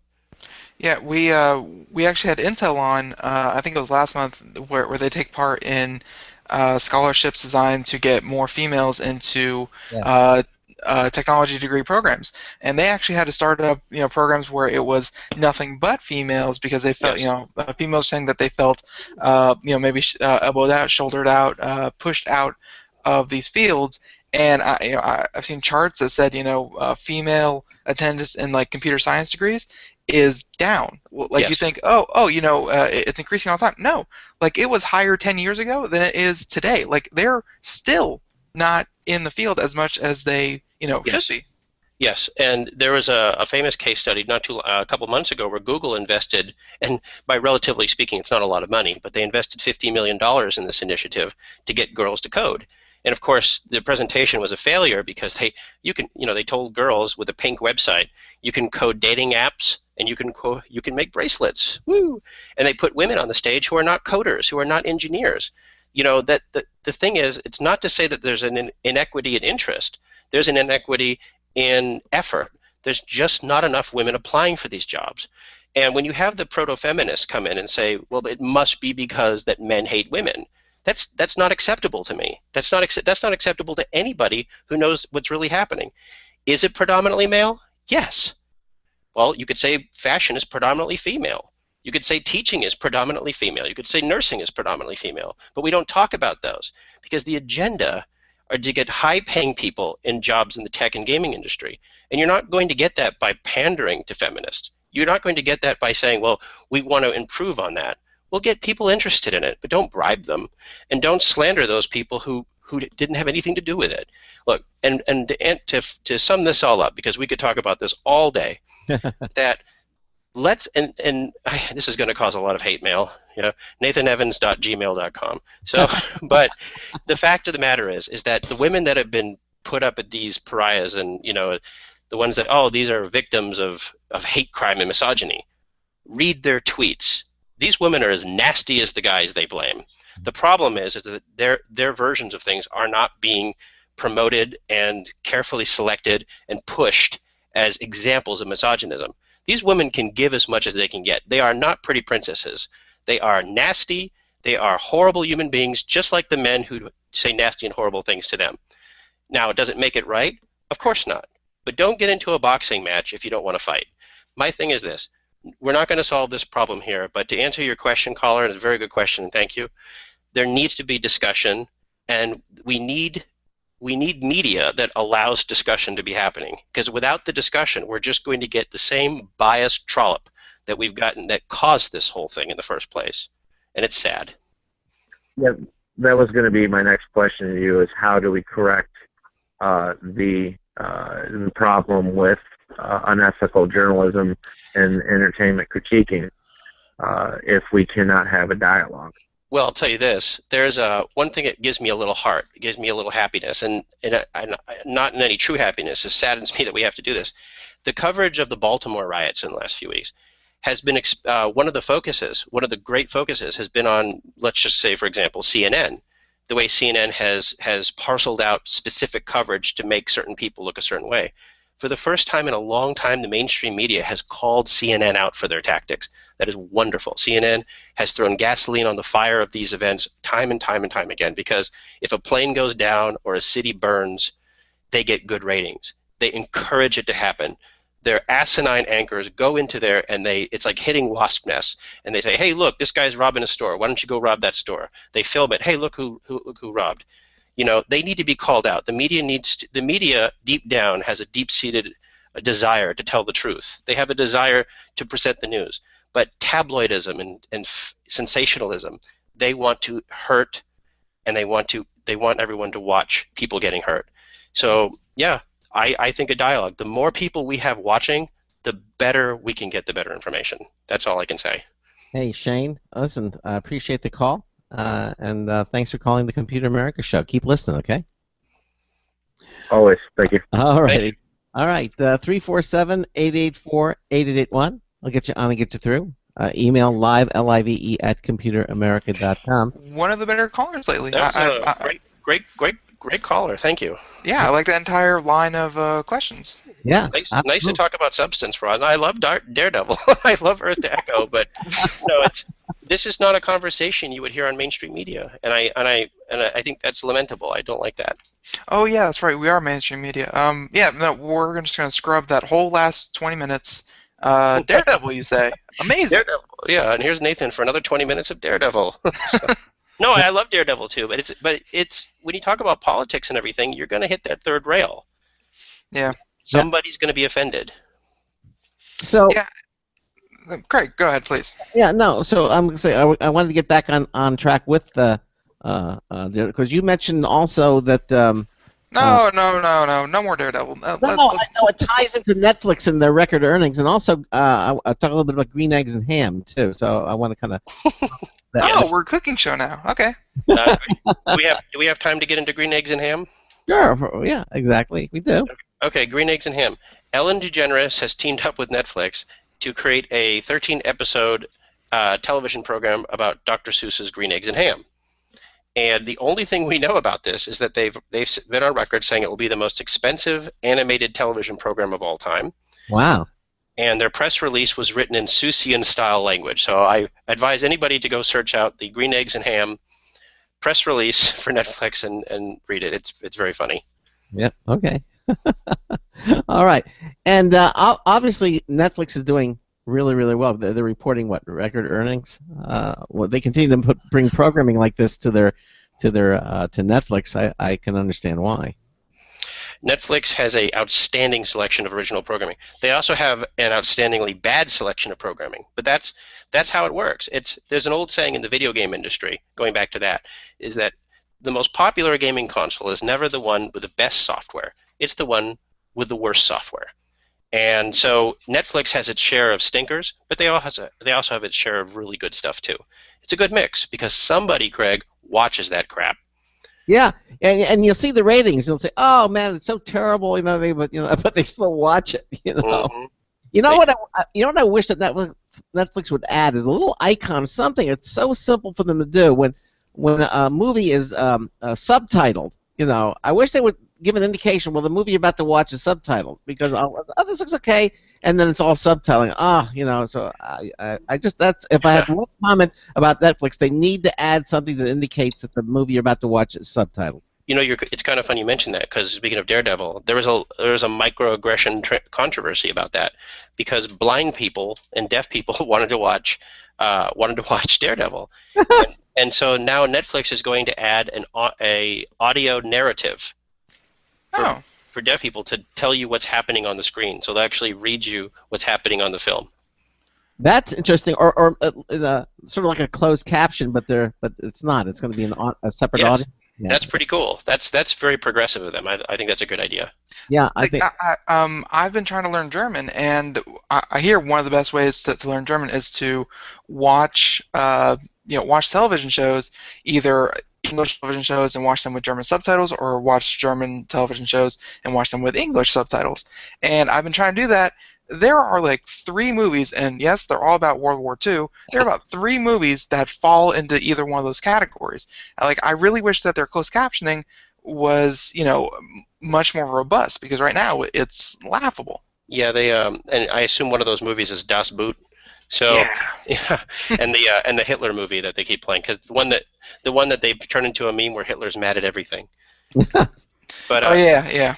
Well, I studied Chinese and Japanese, and I don't really have a problem so much because Netflix has just a huge, gigantic, very impressive number of Chinese and Japanese movies, and Korean too.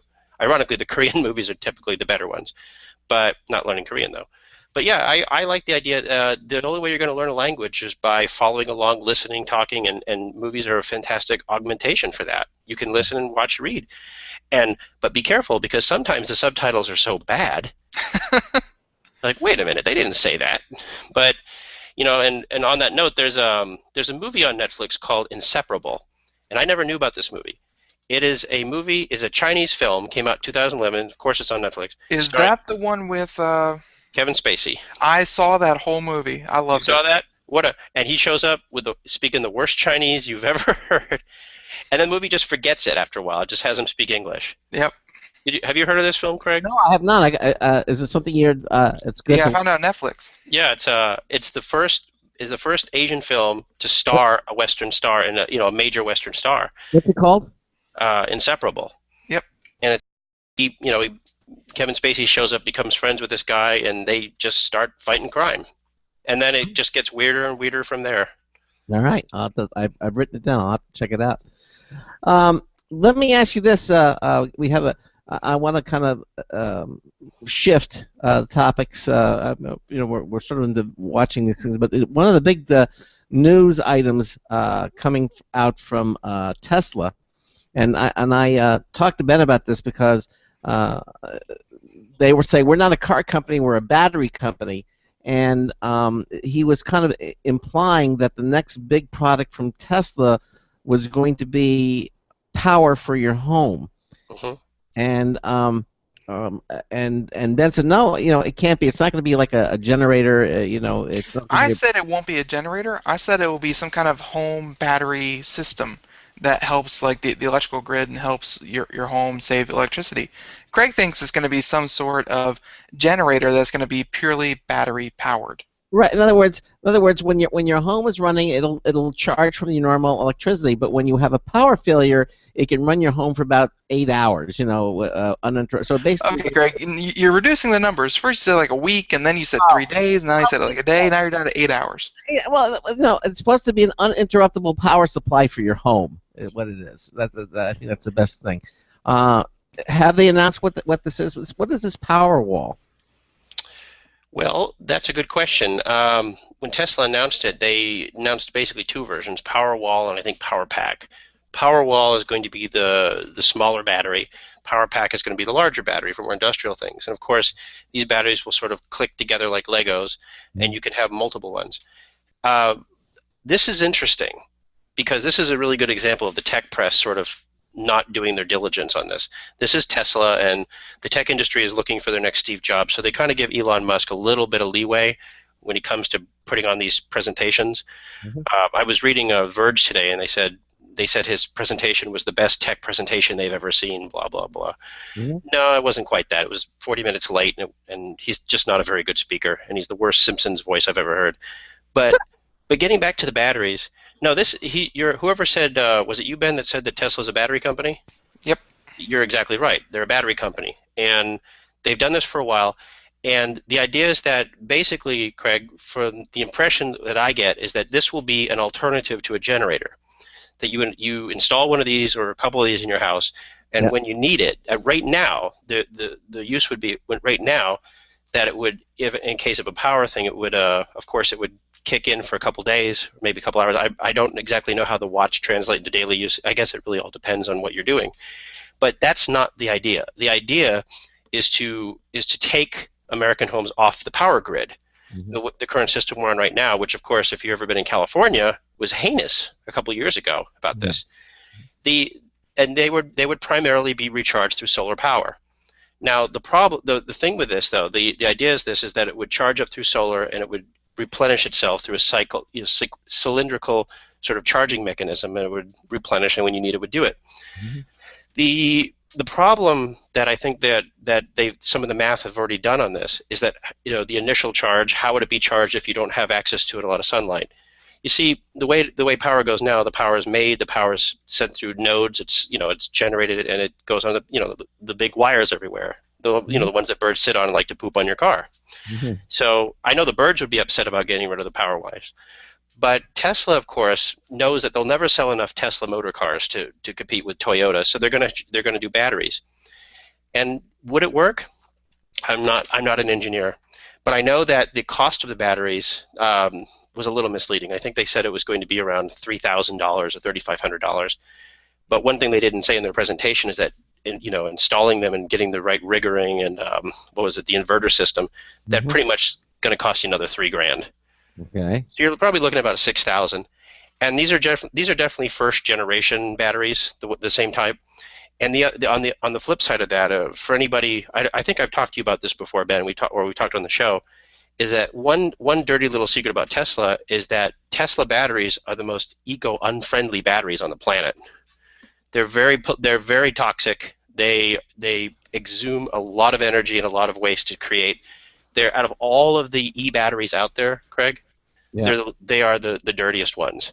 Wow. And so again, is solar power strong enough to power one of these batteries to power your house any long term? Of course not. Solar power is just not that powerful. The idea is that these batteries would still draw off traditional fossil resources to charge up. And so again, where does that electricity come from? And that's a question that the tech industry, which is really the ones enamored with Tesla motors, they've never sufficiently answered, is that electric cars are great, but where does the energy come from? It comes from coal, comes from nuclear. So sufficiently, I don't think that Elon Musk or Tesla has answered how these would replace traditional generators yet. But it's a cool idea, though. The idea of getting houses off the grid during peak hours. I think the long-term goal is to have a battery in your house as an everyday device, like a refrigerator. Yeah. And that during peak hours, your battery would sort of run your house, and at nighttime it would regenerate. That's a cool idea. I'll give him that. That's a lot more doable than spaceships that blast through Los Angeles and going to Mars and SpaceX and everything.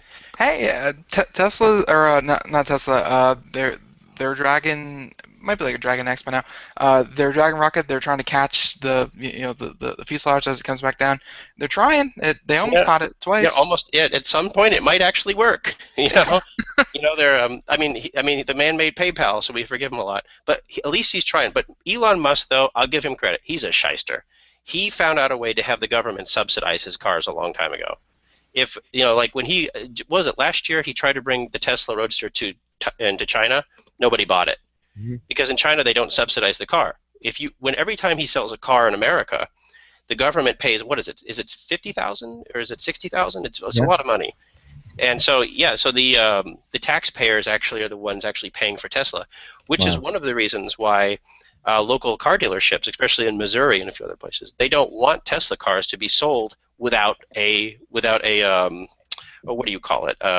I can't think right now. Well, we're at the bottom of the hour, so you think of that word. Yes. We'll come back. It's a good word. Our show reminder winner of the week. This is the Computer America Show. Dealership. Looking for a best friend? Brother Wolf Animal Rescue has your best friend waiting just for you. The mission of Brother Wolf Animal Rescue is to help build a sustainable, no-kill community where no dogs or cats are ever killed for population control, where true euthanasia is reserved only for animals who are irremediably suffering, or for animals who are truly a threat to society and with no hope of rehabilitation. Brother Wolf staff and volunteers go door to door, neighborhood by neighborhood, to educate citizens about local resources available for at-risk pets and to help their families connect with those resources. Brother Wolf's community-based approach to no-kill helps keep family pets healthy, happy, and in their homes and out of the local shelter system in the first place. For more information or to make a tax-deductible donation to this wonderful 501c3 organization, visit their website at www.bwar.org. Help to realize Brother Wolf's vision when no animal is euthanized for lack of a home. Who's a good boy? Hi, this is Craig Crossman, host of the Computer America Show. You have important meetings to schedule. Your company's getting ready for its IPO, and you're in charge of the PTA fundraiser this month. So how do you coordinate everyone to be available at the same time? Are you still using emails, phone calls, even text messages to schedule meetings with a group of people? How's that working out for you? Not so great, huh? It's a fact that every day, millions of people suffer from scheduling headaches. Well, with Doodle, scheduling meetings with a group of people is quick and easy. With Doodle, you can easily propose available times to each member. Each one checks off the times that they're available, and then you simply pick the time that works best for the group, all in an easy-to-read display that integrates with your existing calendar. Nothing could be more simple. Give Doodle a try for free, and like millions of Doodle users, you'll truly see how easy it is to find the perfect date and time for all your meetings. That's www.doodle.com.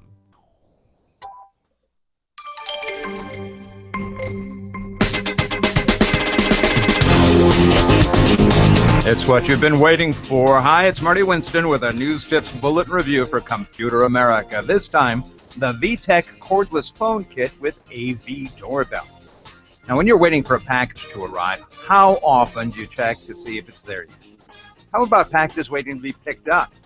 A dog on site may raise a ruckus, but you may endure more interruptions from those false positives than from checking the door now and again. If there is somebody at the door, is it simple delivery with no harm done if you wait a moment or two before responding?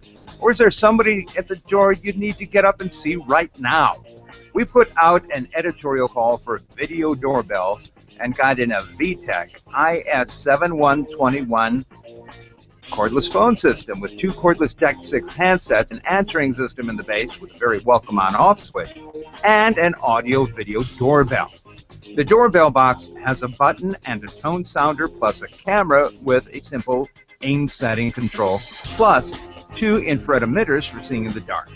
If you don't want to run power wiring to it, and we didn't, you can use PERP AA cells, and it doesn't draw on those until somebody pushes the doorbell button.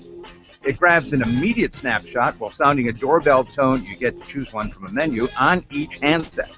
Shows you the snapshot on the handset and gives you the option of a live two-way audio, one-way video intercom feed.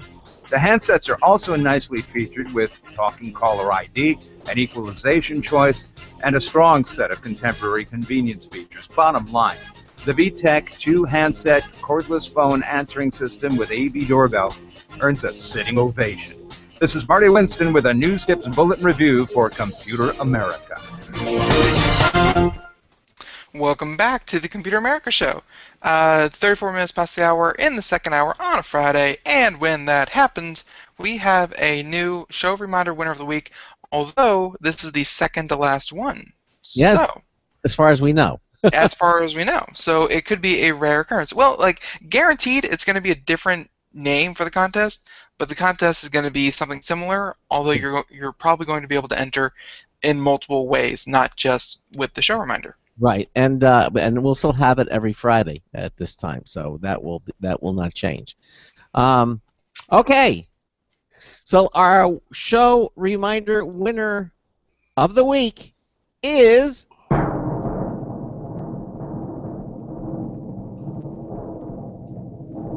Lucas Campbell.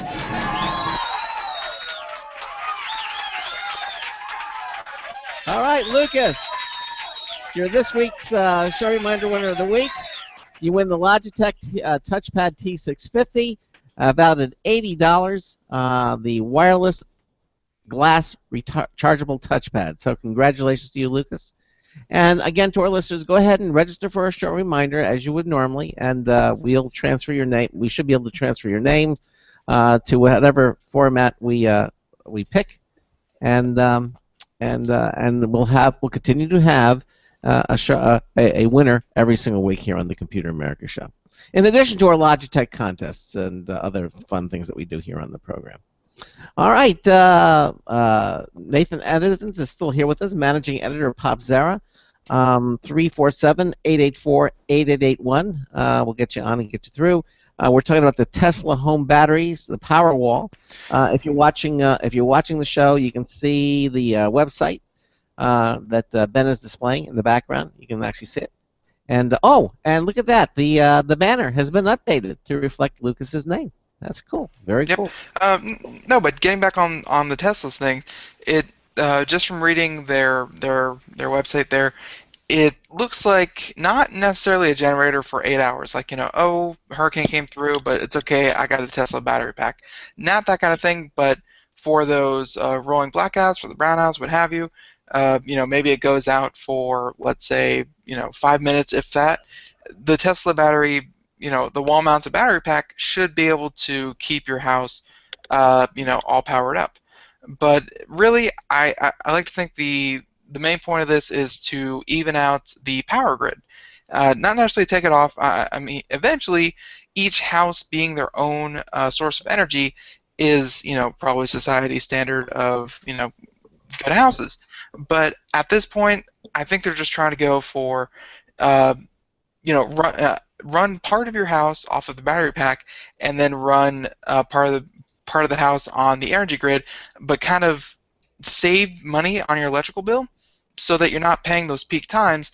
Not only does that help you, because obviously you save money, but that helps the electric company, because the electric company, they hate not only when they don't have enough electricity, because everyone turns on their ACs or something, and then they hate when they have too much electricity, because people turn off all their TVs at night. Like, they hate all the fluctuations. So, they're probably gung-ho for this, regardless about, coal, nuclear energy, what have you. A more stable power grid, they probably love this idea too. Well, it's funny, interesting term that I picked up a few weeks ago. Have you ever heard the term buried sunshine or buried sunlight? The concept that our entire fuel system is based off of using buried sunshine. The idea is fossil fuels. You see, all energy on our planet comes from the sun, and the sun goes down to plants. Plants use chlorophyll to change it into oxygen. We breathe oxygen, minerals. We can eat plants. It's a gigantic life cycle, as Elton John would say, the circle of life. And so dinosaurs get big and fat. They die. They turn into oil. We burn them in our SUVs, and so it goes back up in the air and recycles. The problem with the solar power, like how come we don't harness this power, is that the two problems is it's very inefficient using the current solar technology. And second, you need a lot of them. Like look at a tree, look at a plant, look at the branches. That tree has to spread out in every which way several times its own width just to capture enough sunlight to survive. Our society, especially in the Western world, houses were not built to capture sunlight. In a lot of cases, trees are covering the thing. So it's an interesting idea. They just have to rethink and sort of how they capture it. On the other hand, the other part with solar power is how do you store it? And I think one thing this battery helps address is this is what you do. You store the sunlight. You store it inside this battery instead of just using it. And I live kind of in a hippie town, and we have a lot of people with solar panels. You've probably seen solar panels on street signs, even where you live. They're okay for little things like powering lights and everything, but they're not powerful enough to power a house just yet. If Musk can help solve the problem about capturing that, and like you said, taking you off the grid even for an hour a day, that's a good hour. That's interesting. It's like your iPhone or your Android phone. You don't keep it plugged in the wall all the time. You charge it up, and you only need to recharge it when you need it. That'd be kind of great if your house could do something like that, especially if there's no waste product involved. That would be nice. Yeah. I think having it all depends how it's wired. Obviously, when you have a generator, a gas power generator, and you have a brownout or a flicker in power, that generator isn't going to come up to speed and catch it. You're going to lose stuff. With but if the battery here from Tesla is, I guess, in line, which means you're really technically always running off the battery and power is being fed to it, then it will be fast enough. If we have a flicker or a brownout or a quick power drop, whatever electronic equipment you have that's plugged into your home won't lose anything, and it should. But I don't know how it's going to be wired to the home. It sounds like it's going to work like the UPS systems you buy at the store. That's in line. Okay. Yeah, it sounds to me like a technician will come in and make this the intermediary between your current system. Mm-hmm. And like I said, there's going to be a harness and there's going to be an inverter, and that alone is going to cost, like I said, they're estimating at $3,000 to $4,000 just to install that. Okay. So that's going to double the price, but that will basically mean your house is still running off the grid, but when there's a power outage, the Tesla battery will kick in automatically. And think of all the money you'll save on uninterruptible power supplies you won't have to buy. Yeah, $3,500 worth. Well, that and it says that it can hold up to, or at least you can put enough battery packs in line, or in sequence to do 90 kilowatt hours total. So that's obviously, let's see, 10 times 9, 3,500. That's going to be somewhere in the neighborhood of like $30,000 for like a full setup of one of these. But hey, I've never really heard of another option to put batteries in your house. They like I said, they've been doing home generators, and they've been doing for years. People have been hooking up generators and hooking up wind turbines and hooking up solar power as backups. Like I know in a lot of towns you can actually buy hookups to hook. There's a lot of towns you can right now buy a relatively affordable solar power panel that will heat your water, and just that alone can save people hundreds of dollars a year. Of course, it's a couple $1,000s to hook it up. I think the Tesla is like Apple in that it's kind of run by a crazy man with a really interesting vision. And the problem you have with companies like Microsoft and Google and all these other companies is they're so corporatized. They're so split. They lack a singular vision. They lack a corporate structure that allows one idea to permeate. Tesla was able to introduce an electric car, for better or for worse, that people actually liked, and he actually sold them. He's the first guy to really do that. And maybe none of the other stuff he talked about, like SpaceX, has quite happened yet. But look, he's gone farther with SpaceX than Richard Branson's got with his mission to Mars. So if he can convince even 1% of interested people to pick up a battery, that's a start. It's an interesting idea, and I'll give him credit. Again, I wish there was more than just the tech world evangelizing him, because I think I'd like to see how this could really affect real world scenarios. We got to get off the grid at some point. It's got to happen. It's just not feasible to expand anymore. So this would be interesting to see how they do it. I mean, we're seeing more technological advances. I remember when they first introduced the tankless water heater, and well, I'm still kind of amazed that all homes don't don't have them. We still have these big tanks that draw power when you don't need them and everything. Whereas the tankless water heater, basically, it makes instant hot water, and when you turn it on, you have it. The only downside is that if you lose power, then you have cold water, because it starts making hot water instantly. There's no reserve. But I still think, other than that, or tie it in with one of these Tesla batteries, you have something going. And I think. Mm-hmm. Oh, I was going to say, sorry. I think it has to do with the fact that, like we talked about the Dvorak keyboard, is that there's such an industry that's already dedicated to producing old technology at cost. It took them 30 years to be able to produce a water tank that costs less than $300. Yeah. And we're not ready to go back and the average home can afford a $300 water heater, but the average home can't afford a $4,000 battery. No, prices will come down. I don't know what those tankless water heaters go for these days. They'll come down. They'll come down if it becomes acceptable. You remember like 30, 40 years ago, if you had a German or Japanese car, you could only get it fixed at a German or Japanese dealership. Which, by the way, that's the word I was searching for before, was dealership. Mm-hmm. But now most dealerships can. Most mechanics can fix your car no matter where it's from. There's going to have to be an acceptance and a standardization of the new technology in a way that you should be able to walk into any store and buy a part for it. And when we get to that point, I think like your smartphone or your computer, then we've made it affordable. But there's going to be an expense up front. There's going to be a change of attitude and a change of way we do things. And are we there really though? I think obviously the mechanics for the earlier cars certainly are there, but I think today's modern cars, you're hard pressed to find. If you've got a 2014 vehicle, that's got it's all computerized and it's all proprietary, yes, and you bring it into your local mechanic because you want to save a buck or two, and he pops the hood of that car, I don't think he's going to know how to fix that thing. Well, not even if he knew how to fix it. That's a good point. A lot of the new cars have built-in CPUs, and they have computer systems through Microsoft Sync or Google or Apple, all that stuff. But most important, even beyond that, they have wire. They have one wire that replaces 7.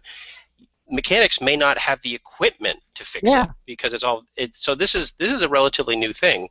So this is what I'm talking about. I guess I was talking about we got to a way where the average grease monkey can just fix something, right? But modern cars are mostly computers, and to be honest with you, they screw up more than most modern cars. Go figure. The company that makes your crashable PC makes a car that crashes. Go figure. But no, I'm no gearhead, so I can't really comment. But I do know that nothing is acceptable until either the standard becomes affordable and familiar. And I just look at your TV. It took 20 years. What was it? 25 years for HD to become acceptable. HD is nothing new. They had HD TVs in Japan back in the 80s. Yeah. But it took 2006 before it hit America. Well, flat screens, even flat screens. How long did the CRTs finally got replaced? Yeah, this stuff is not new. The technology today will be the litmus test for technology at least 10 years in the future. So let the Al Gores of the world put batteries in their house, and then complain to you why you're a bad person for not doing batteries in your house, and then eventually some Chinese dealership will make cheap batteries that will explode. There'll be lawsuits, and then they'll become safer, and then eventually we'll have government-subsidized batteries. Hey, quick check with you, Nate. Any of your crew went out and bought an Apple Watch? It's only been a couple of days. Any feedback on it? I think even if they bought one, they wouldn't have it. I think 80% of the shipments have been delayed because of a faulty haptic sensor. Really? So, yeah, but no, most of my crew is Android. There's a few iPhone people, but no, they're not a single one's interested in the Apple Watch. Really? Yeah, none of them watch Kim Kardashian either, so I think there's a... Is she wearing one? I was about to say, is your crew a good cross section of America, or is it just you guys meld together well, so you kind of like the same things? Let me put it this way: some people buy bologna pre-sliced. I don't. I slice it off. I slice it off as I need it. No, we get. No, the fact is, I think they're a pretty good cross section for the most part. I think most of America is disinterested in the Apple Watch. I think, despite what you're told, I did hear a schematic that that Apple sold more Apple Watches in 24 hours than all of the Android watches did over the previous year. No surprise there. They were terrible. And the Apple Watch, by all accounts, is mediocre at best. It's a first-generation product. It's a first-generation product by Apple, and it's already plagued with more problems and defects than any Apple product in 10 years. So we know the answer. Can Apple launch a flawless product without Steve Jobs? No. But maybe it'll get better. So it can't get, it can. Well, I mean, if you look at the iPhone 1 and the iPhone, 6 Plus, they're light years different. So, the first launch, not always best, but at the same time, the watch, you just said that, it sold more than all the Android watches. No one cared about the Android watches to begin with. No, yeah. I was thinking at the same time, no one really, the media was certainly hyped about the iWatch. I don't think people really care about the iWatch right now either. It was something to talk about, and now that's no one cares. It's Apple Watch. Remember, we have to make sure we're branding it correctly. Oh. Yeah. No, but there is an interesting thing. You can't expect the geek community to sell a fashion product. Like, the reason people wanted the Apple Watch at all is because Beyonce had one, because Pharrell Williams had one, the Kim Kardashian has one, because it's a fashion product. That's how Apple's selling it. They hired some of the fashion industry's biggest PR firms to sell this thing. It's a fashion product. Functionally, it's almost useless, but it looks great. And you know what I mean? And at some point, it'll become useful. But this is Apple now. I'm not criticizing. I have a Macintosh and I have an iPod. I'm an iOS person. But Apple is transmogrifying into a cultural company as opposed to just a strict computer company. And you have to be grateful for that, because even if the Apple Watch was a piece of crap, and it's not a piece of crap, but even if it was, if it sells well enough, it will change things. It will introduce technology to a wider thing. It'll be supported. And so that's, I think, going back to this battery question, I think that's what Elon Musk could do, is that he has enough power as a single entity where he could push a single product, where, as opposed to the way most companies can't do. That's interesting to me. That's, hey, anybody who talks about the future, you got my attention. So we'll see where it goes. I'm open-minded about it, but do I have one? No. Do I want one? Not really. Really? But I may want one next year. Well, the thing is, I don't have an iPhone. You need an iPhone to use it. I think I want one when I also want a fitness band, but currently I don't want a fitness band either. It's a cool piece of technology, and I can see where people have uses for it, but in general, I doubt many people have uses for it. I think it looks great. I think it's a status symbol. I already have a watch. It cost me $10 at Walmart. It tells the time. That too is a status symbol. Yep, and it won't stop. I can't get the alarm to stop ringing at 1 in the morning. But aside from that, it's pretty cool. Battery lasts 10 years. Don't have to recharge it. It's water resistant. And when it breaks, I just throw it away. So you think this is pretty much, it's a first generation product? And I remember when the iPhone first came out, I wanted it the moment I saw it, but I did get one. But if I compare that product to the iPhone 5S or the 6, it's like the Stone Age. It's like the Stone Age for that.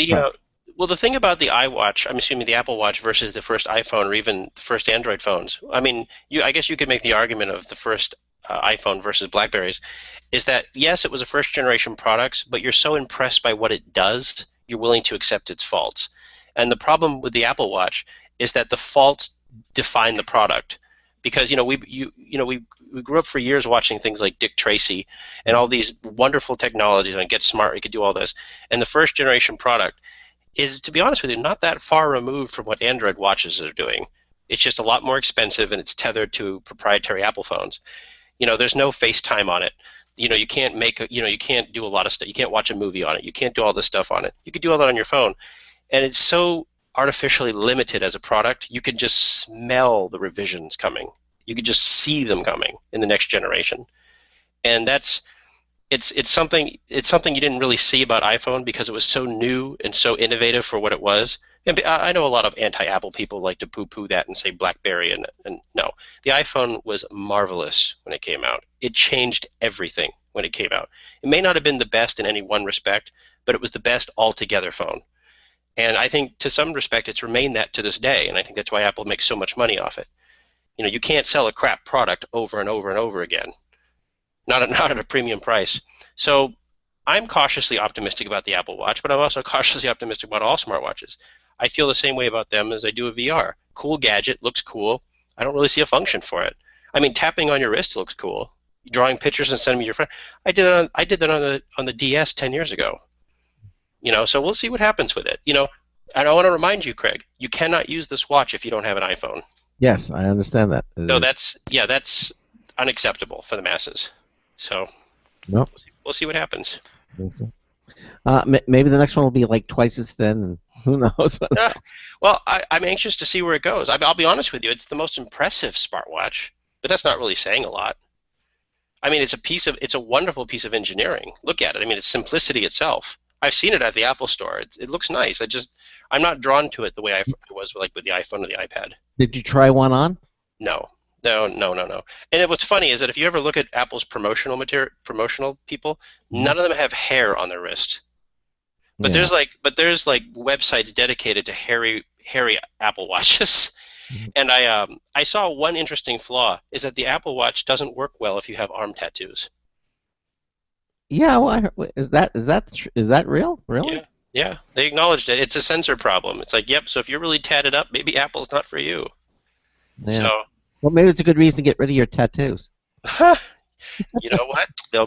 They would do it if they had to. Or you could just wait for version 2, which is coming. I'll hold my tongue until Apple Watch 2 comes out. So there will be one, probably this year, maybe next year. Yeah. You think the price will come down? No, not really. Not really. Not if they sell well. Good. They'll stay at $10,000. That's good. That's what I like to hear. But you know what? We laugh at that. But you ever look at the price of premium watches? They're pretty. I mean, watches have been the defining symbol of wealth for a lot of people. It's sports car, watch, and woman. And you have these $20,000-$30,000 Rolexes. Like they're the symbol of wealth. Like if you're going to steal anything, you're going to steal a Rolex. And we'll see what happens. I mean, they made a gold watch. You're just asking to be robbed. So. Well, I wonder how many of those they were about $17,000.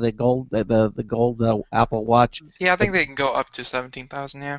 I wonder if they're going to publish any statistics of how many people purchase those. How many did they sell? I doubt they will on that one. No, and I can't believe they did because I mean a Rolex is timeless. Like there's only one thing it does. It tells time, and it does it very well, very very stylish. It's timeless. An Apple Watch, Apple Watch. You compare that to 3 generations later, to the Apple Watch 4. Your $10,000 one, you're gonna know it was 3 generations ago. It's not timeless. It's a smartwatch. I just don't get it. We joke about it, but like I don't know if I said it on the show, but in like 20, 30 years, there's going to be some auction where there's going to be a first generation gold Apple Watch unopened. It's going to sell for $10 million.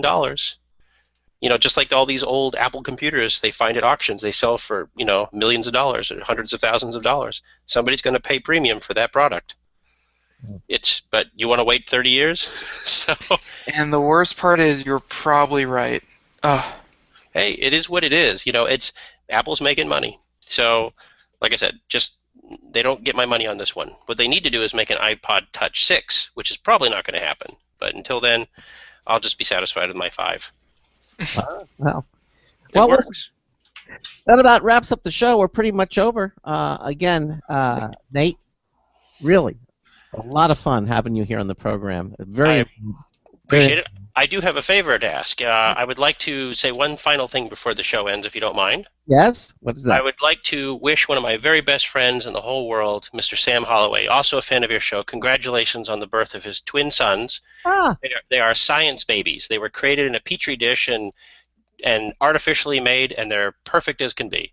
I believe their names are Liam and Logan. So, Sam, if you're listening, good luck on the next 18 years. There you go.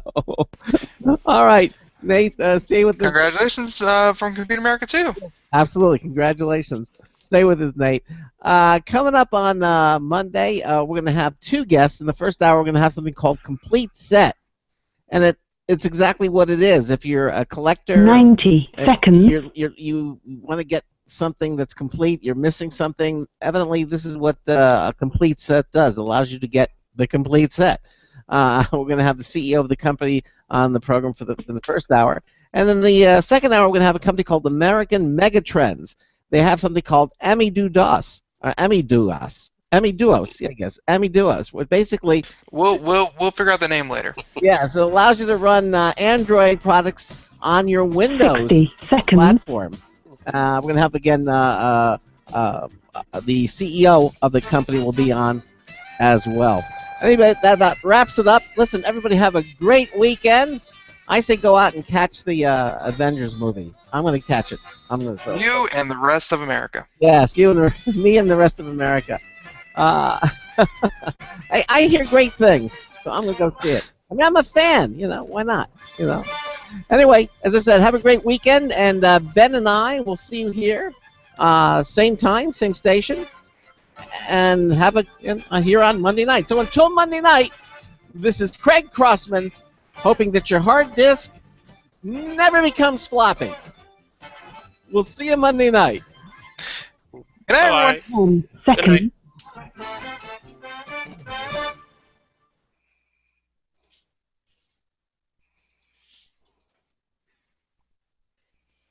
Thank you for using Blog Talk Radio. Goodbye. Okay.